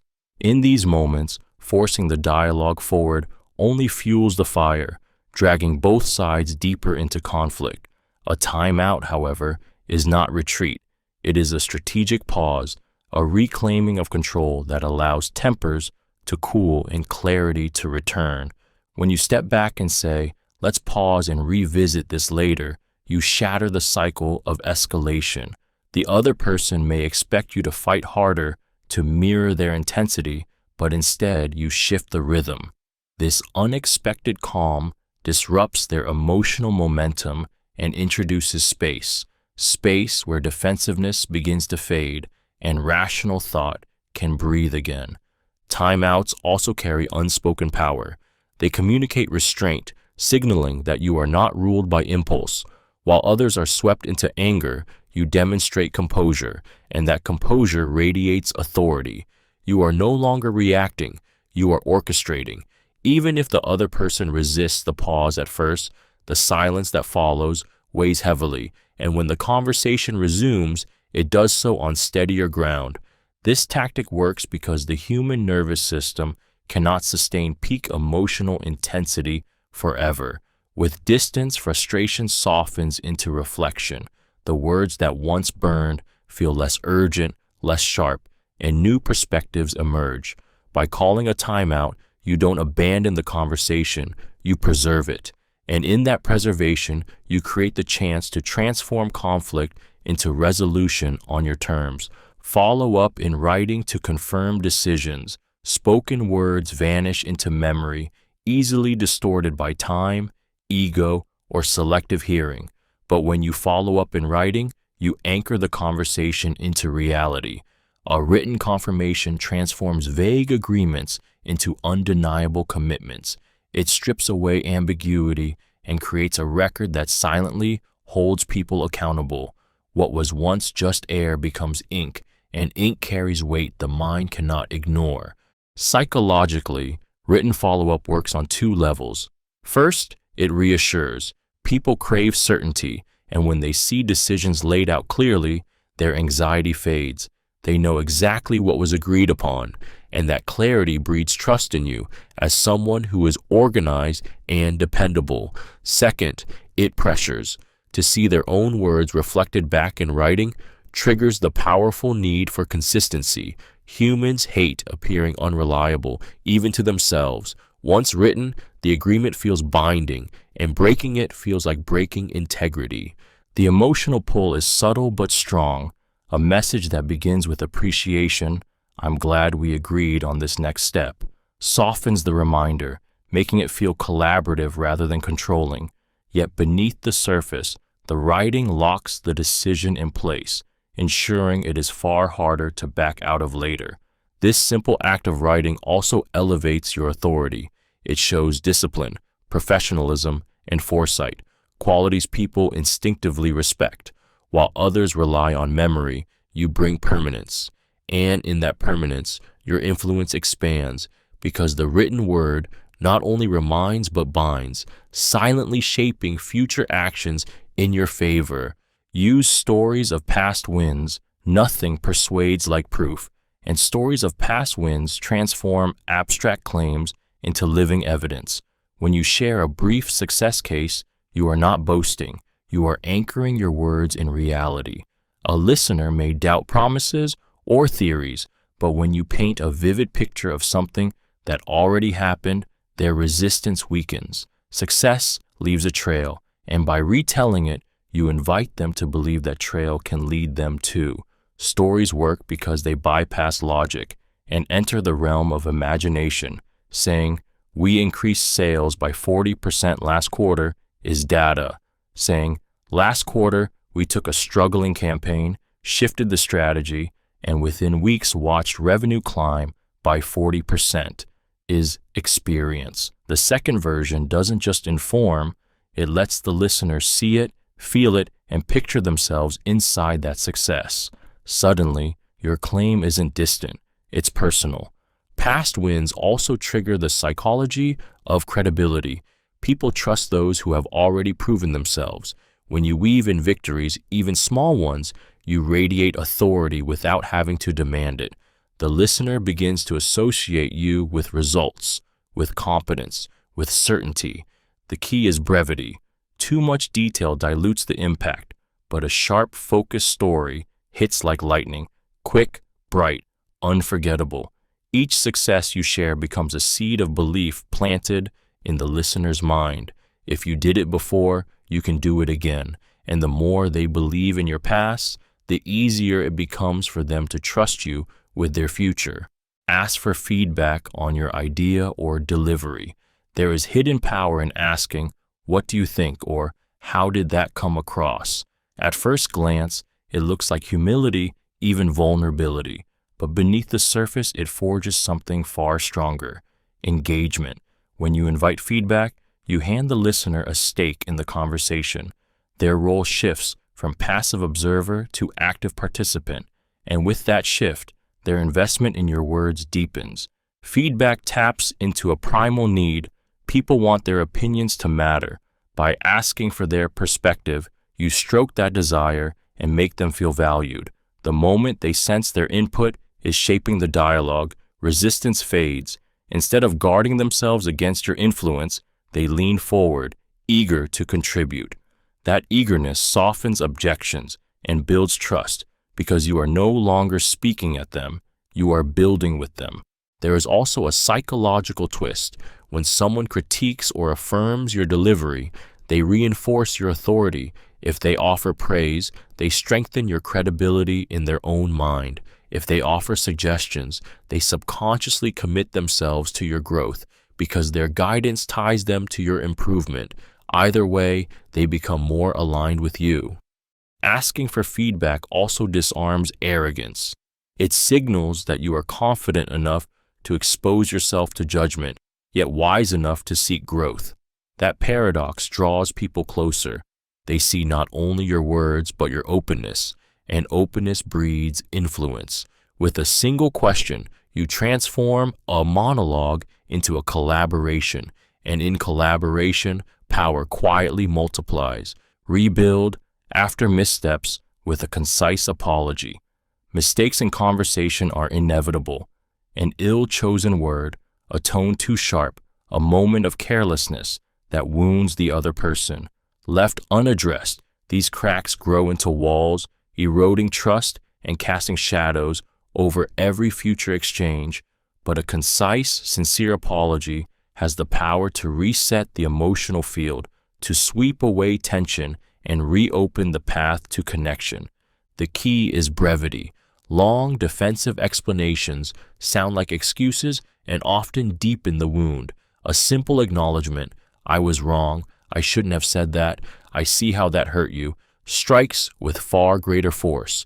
Conciseness signals authenticity. It shows that you value the relationship over your ego, that you care more about repairing trust than protecting pride. Psychologically, apologies relieve pressure. The offended mind craves recognition of the harm, and once it receives it, the grip of resentment loosens. The person feels validated, seen, and respected, and that validation transforms hostility into openness. It is not the words alone, but the emotional shift they create that rebuilds the bridge. A concise apology also reclaims authority. Far from making you appear weak, it shows confidence, the rare ability to own mistakes without fear. People respect those who can admit fault and move forward stronger. By speaking plainly, you close the wound quickly, preventing infection, and what remains is a bond tempered by honesty. In that moment, the misstep ceases to define you. The apology becomes the turning point, proof that even after a fracture, you can restore alignment and emerge more trusted than before. Highlight long-term gains, not only short-term wins. The human mind is easily seduced by immediate gratification, yet it is the vision of the long term that truly binds loyalty and inspires commitment. When you highlight only short-term wins, you trigger excitement that burns hot but fades quickly.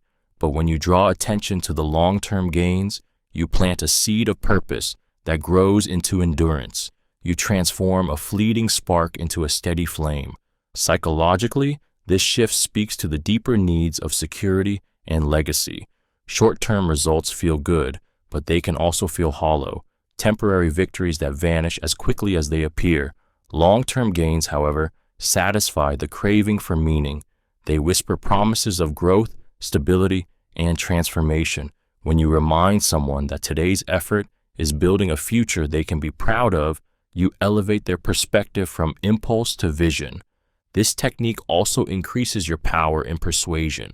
People are less likely to resist when they believe they are investing in something lasting. Highlighting how today's sacrifice leads to tomorrow's reward reframes hardship as progress. It turns pain into purpose and effort into evidence of a greater payoff. That emotional reframe can carry someone through doubt and keep them aligned with your direction, even when challenges arise. The true magic lies in contrast. Anyone can celebrate a quick win. Few can inspire others to see years ahead, to imagine a horizon that glows brighter because of the choices made now. When you become the voice that paints that future vividly, people lean in, not just to agree with you today, but to follow you tomorrow. Use active verbs to create momentum. Language is motion, and verbs are the engines that drive it. When you choose active verbs, build, ignite, transform, break, expand, you inject energy into your words that the listener feels on a visceral level.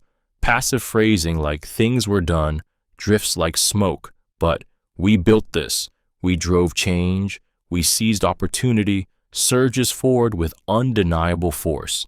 Each active verb is a spark, and together they create momentum that pulls the conversation toward action. Psychologically, active language shapes perception. The brain doesn't just hear the word, it simulates the action. Saying "we launched" makes the listener imagine movement, ignition, impact. Saying "it was launched" strips away life, leaving only distance and detachment. The difference is the difference between watching lightning strike and reading about a storm after it has passed. Momentum is crucial in persuasion. When your words carry energy, they don't just inform, they propel. The listener begins to feel swept up, caught in your rhythm, carried by the sense that something dynamic is already unfolding. Agreement feels less like a decision and more like riding a wave you've set in motion. Active verbs also make you sound decisive. They signal leadership, conviction, and authority. People trust those who move, not those who hesitate. Every sentence becomes a step forward, every phrase a push closer to resolution. By filling your speech with action, you transform your words from static descriptions into living momentum. And momentum is what makes people follow without realizing they've already begun. Keep energy proportional to the stakes. Energy is contagious, but misplaced energy is destructive. When you pour too much intensity into something minor, you look unbalanced, desperate, or untrustworthy. When you bring too little energy to something important, you appear weak, indifferent, or incompetent. Influence thrives in the sweet spot, matching your energy to the true weight of the moment. The human mind is always measuring congruence, asking silently, does their tone match the stakes? When it does, people trust you. When it doesn't, they doubt. Picture someone exploding with passion over a trivial detail. The listener recoils, wondering what deeper instability lurks beneath. Now, imagine someone presenting a life-changing decision with flat detachment. The listener disengages, feeling the emptiness of their words. Both extremes destroy credibility. But when you calibrate your energy with precision, firm and steady in serious talks, light and warm in casual exchanges, charged and bold when urgency demands it, you align with unspoken expectations and draw others in effortlessly. This balance also controls emotional contagion. If tempers flare, lowering your intensity steadies the room. If spirits sag, raising your energy lifts the air. People instinctively adjust to the emotional frequency you broadcast, but only when it feels authentic to the situation. Proportion creates resonance, and resonance builds trust. The secret is not to always be calm, nor always be fiery, but to embody the exact energy the moment deserves. That alignment makes you appear natural, grounded, and unshakably in tune with reality. And when people feel you are perfectly attuned, they are far more willing to follow your lead. Use visual aids for complex points when possible. The human brain is not built to hold abstract complexity for long. Words alone can overwhelm, slipping through attention like water through open hands. But when you translate those words into a visual, an image, a chart, a diagram, you anchor understanding in something the mind can grasp instantly. Visuals bypass the strain of processing, creating clarity where confusion once lived, and clarity is the birthplace of persuasion. A tangled explanation feels heavy, but a single sketch on paper can dissolve resistance. Numbers in a speech blur together, yet when displayed in a chart, they leap into focus, undeniable and concrete. Complex process explained step by step can exhaust patience, but a simple flow diagram shows the entire journey at a glance. The shift is dramatic, from effort to ease, from doubt to belief. Visuals also stir emotion.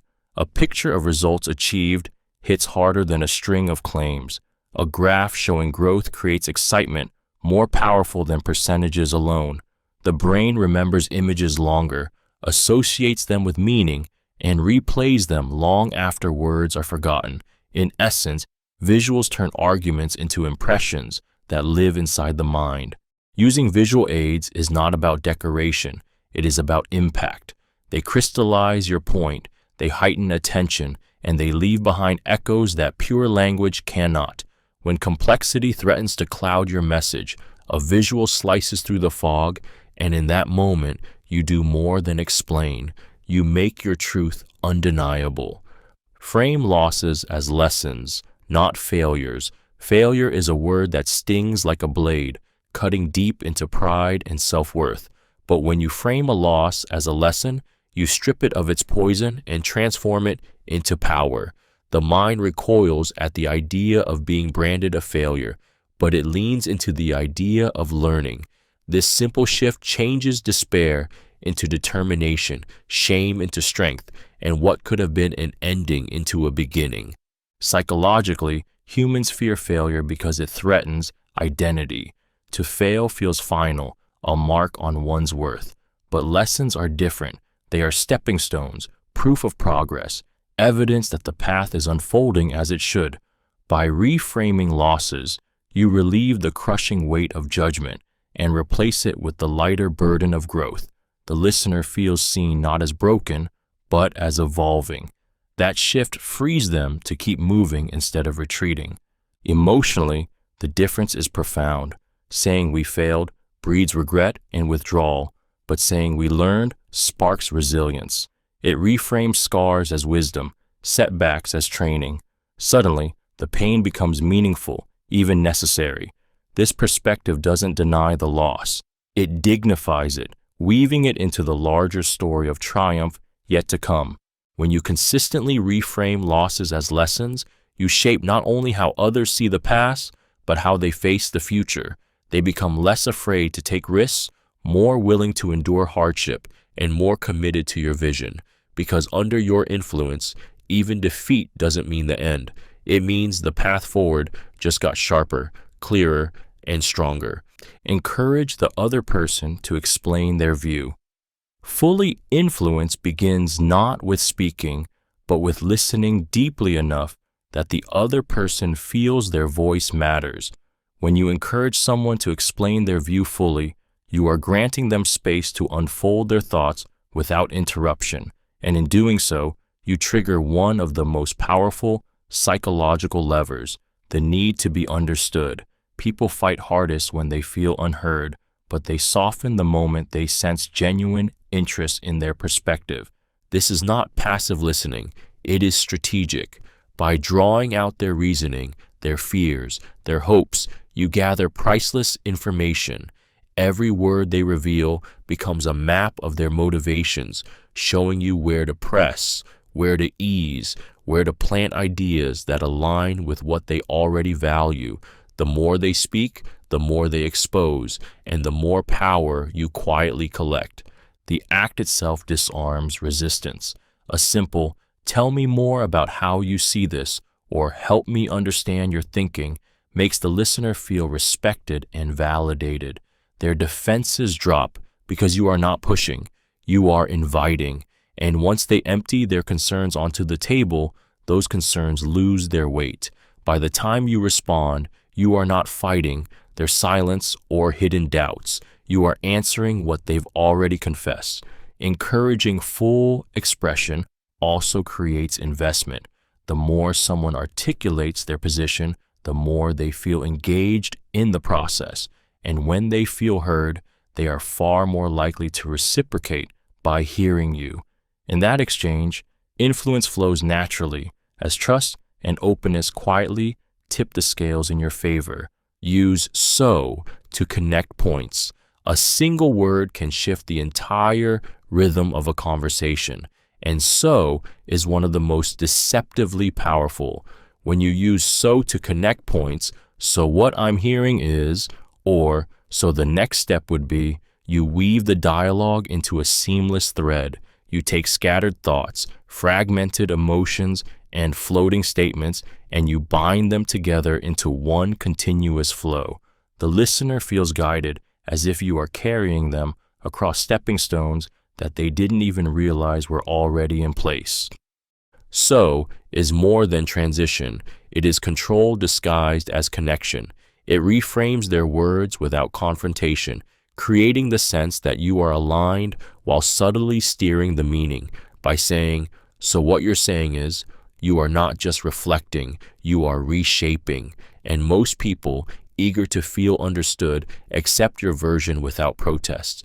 Their agreement with your phrasing deepens their commitment to your direction. There is also an emotional current in the word. "So" feels natural, conversational, almost invisible. It doesn't jar the ear like formal transitions. It glides. That softness lowers defenses, making influence feel effortless. It signals continuity, progress, movement forward, psychological cues that pull the listener along without them realizing they're being led. Every time you use so, you are planting anchors in the dialogue, linking their perspective to yours, linking their feelings to your framing, linking the past moment to the one you're about to create. It is a bridge word, a word of quiet persuasion, turning conversations into journeys where you always lead the way. Ask clarifying why and how questions. Surface words often hide deeper truths. When you ask clarifying why and how questions, you pierce through the outer layer of a person's response and uncover the motives, fears, and desires that truly drive them. These questions act like keys, unlocking the subconscious reasoning behind their stance. Instead of accepting vague statements at face value, you guide the conversation into richer territory, where influence is far easier to wield. Why exposes purpose. When someone declares, "I don't like this idea," asking why forces them to articulate the reasoning beneath their reaction. Often, what emerges is less resistance and more uncertainty, a concern you can address directly. Suddenly, their objection is no longer a wall, it is a door. How reveals process. When you ask, "How would you see this working?"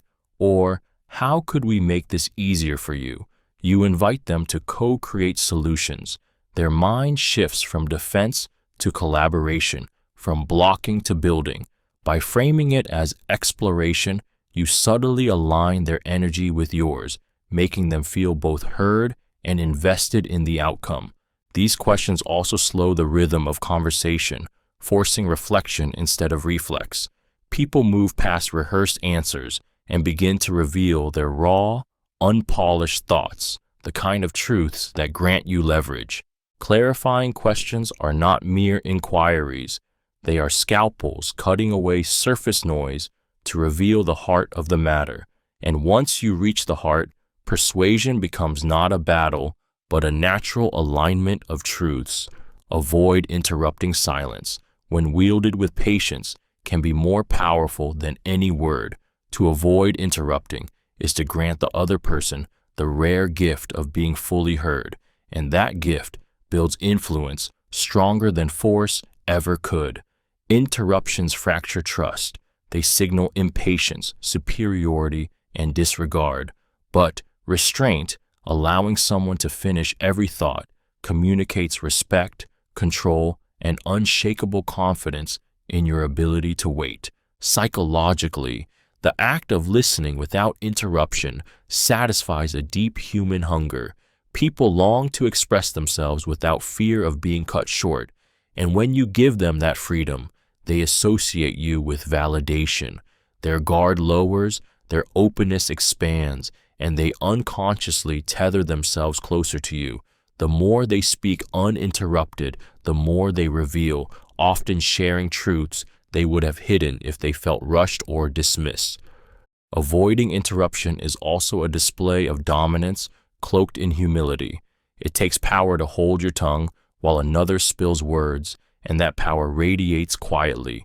The listener may believe they are leading, but in reality, they are giving you everything: their reasoning, their fears, their desires, while you gather intelligence. When you finally speak, your words land heavier because they emerge from silence charged with patience and precision. Emotionally, this practice soothes. Your calm presence becomes the safe container where thoughts can unfold. The other person walks away feeling valued, yet unaware that by speaking freely, they have given you the blueprint of how to influence them. In your silence, you gain control, because true control doesn't always shout, it waits. Rehearse difficult lines until they feel natural. Words stumble when they are unprepared, and hesitation betrays uncertainty.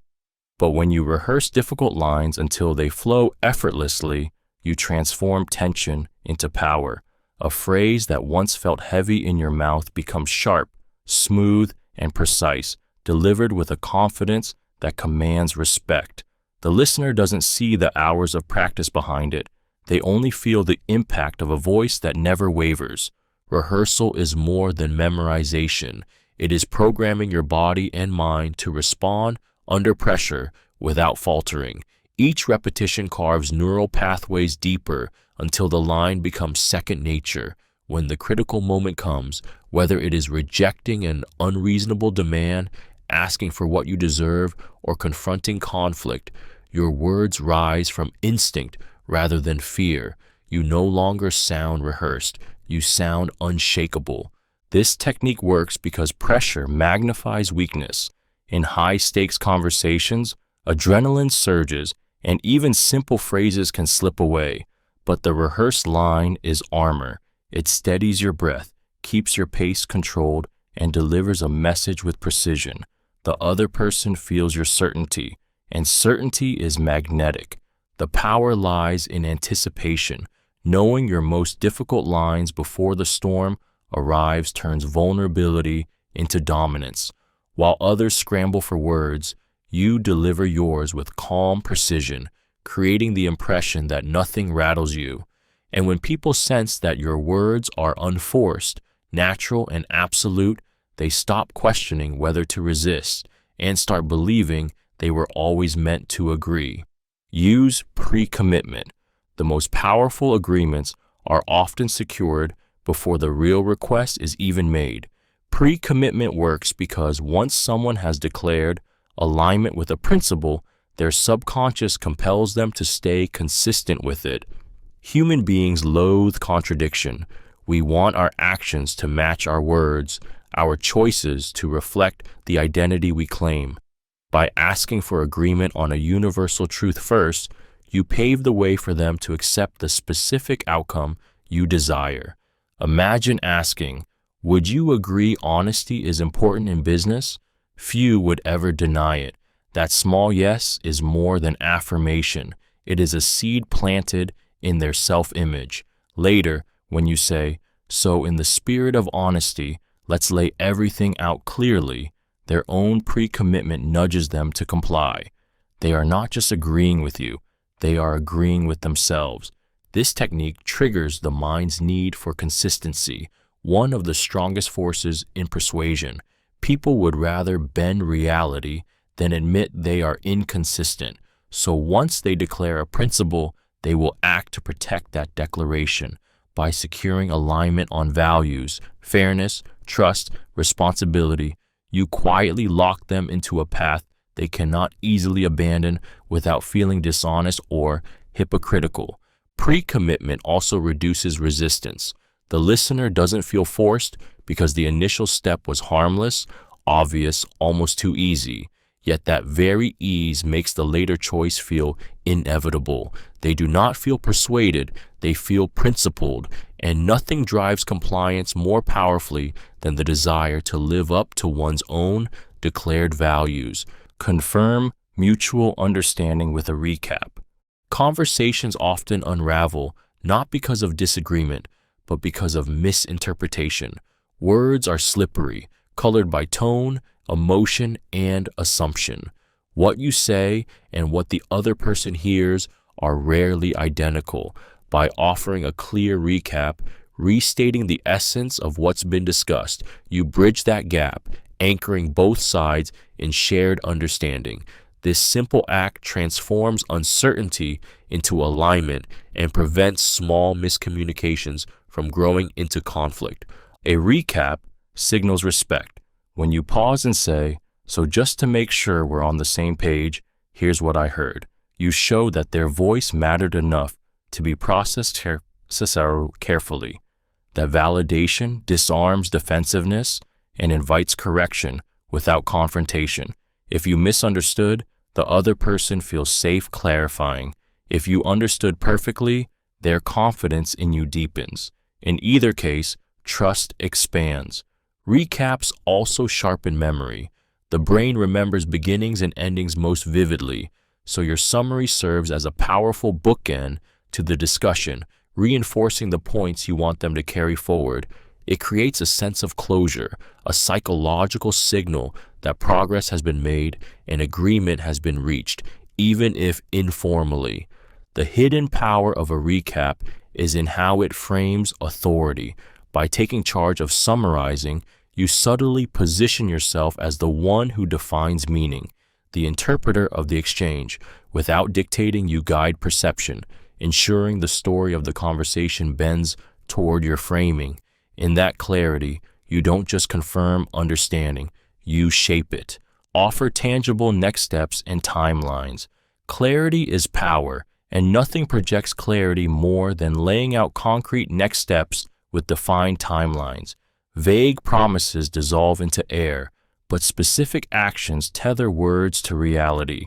When you give someone a clear path forward, what happens next, who will do it, and when, it transforms the abstract into the inevitable. The human mind craves structure, and when you provide it, you become the anchor in uncertainty, the voice that turns ideas into movement. Psychologically, this works because uncertainty breeds anxiety. People resist what feels unclear, but they lean into direction when it feels solid and attainable. Let's follow up soon creates hesitation, while let's meet Thursday at 2 to finalize this creates momentum. The specificity relieves their mental load. They no longer have to wonder what's next because you've already built the bridge. Timelines also create urgency. Left open-ended, decisions drift, enthusiasm fades, and resistance creeps in. But attach a time frame, and the mind feels the pull of commitment. Deadlines sharpen focus, turning casual interest into immediate action. The listener feels guided, not pressured, because the timeline makes the next move feel natural, not optional. The emotional effect is subtle but powerful. By offering concrete steps, you signal leadership. You show you're not just talking, you're moving, and you're carrying them with you. That decisiveness breeds trust and loyalty. People follow those who replace confusion with clarity, and when you set the timeline, you quietly become the one who defines the pace of progress. Send a short follow-up message, thanking them and confirming details. Influence doesn't end when the conversation does, it cements in the echo. A concise follow-up message, warm thanks plus crystal clear confirmations, turns fleeting agreement into documented reality. It tells the other person you valued their time, you listened, and you are organized enough to carry the momentum forward. Gratitude opens the heart. Clarity locks in commitment. The moment they read your note, the exchange shifts from talk to timeline, from possibility to plan. Psychologically, this small act triggers powerful forces: reciprocity, consistency, and social proof. A sincere "thank you for the discussion" invites goodwill. A crisp recap: "We agreed on X by Friday. I'll deliver Y. You'll provide Z." Activates their need to remain consistent with what is now written. Your message becomes the mirror they hold to their own promise. Doubt fades because the path is simple, visible, and owned. Brevity is your edge. Long emails are friction. Short ones glide. 2 or 3 sentences can carry more authority than paragraphs of fluff. Include the what, the who, and the when. Offer a next step they can accept with a single reply. Your calm certainty radiates through the screen, making it easier to move than to stall. This is how professionals separate themselves from talkers. The follow-up is your quiet handshake after the handshake, the subtle anchor that keeps the agreement from drifting. It transforms goodwill into action and action into results, while your name stays associated with clarity, respect, and control. Learn to gracefully yield when you're wrong. Few things are more disarming than the strength to admit fault. Most people cling to being right as though their pride depends on it, fighting harder the more fragile their argument becomes. But when you yield with grace, when you say, "You're right, I didn't see it that way," or "I was mistaken there," you wield a paradoxical power. You show humility without weakness, vulnerability without collapse, and in doing so, you earn trust that stubbornness could never buy. The psychology is simple yet profound. People expect resistance. They brace for defensiveness, for denial, for the exhausting tug-of-war of egos. When instead you step back, the tension dissolves. The other person no longer feels the need to push because you have already opened the door. In that moment, their guard falls and influence becomes possible again, not through domination, but through respect. Yielding gracefully reframes the battlefield. By conceding where you are wrong, you clear the space to strengthen where you are right. Your credibility rises because if you are honest enough to admit error, then your truths must carry weight. Listeners think, if they confess fault here, their confidence elsewhere must be real. There is also a deeper bond forged in humility. People connect not to perfection, but to humanity. When you admit wrongs without shame, you model strength that feels safe to follow. The lesson is clear. Yielding is not losing. It is choosing to step back in one moment so that your voice echoes louder in the next. Keep learning industry facts to remain persuasive and credible. Knowledge is more than information. It is authority. In every conversation, credibility is silently weighed, and the person who demonstrates mastery of their field tilts the balance in their favor. When you continuously learn industry facts, trends, and insights, you arm yourself with a reservoir of proof that elevates your words above opinion. Facts transform persuasion from suggestion into conviction, making your voice one that others instinctively trust. The mind is drawn to certainty. When you can say, the market grew by 18% last quarter instead of the market is doing well, you replace vagueness with undeniable weight. Each precise detail signals that you don't just talk, you know, and people follow those who know. Facts become anchors, rooting your arguments in reality so deeply that they are hard to dismiss. But this is more than logic. It is psychological dominance. When you cite industry truths fluently, others feel the gap between your expertise and theirs. That gap creates authority. They lean in, not wanting to be left behind, not wanting to appear uninformed. Their defenses weaken because your knowledge feels irrefutable, and your confidence in delivering it convinces them even before the facts themselves do. Constant learning also fuels adaptability. Trends shift, landscapes evolve, and those who stop learning become relics. But when you are always sharpening your understanding, you remain one step ahead, capable of steering conversations with fresh insights no one else has. In that moment, persuasion ceases to be effort. You simply state reality, and others fall into alignment.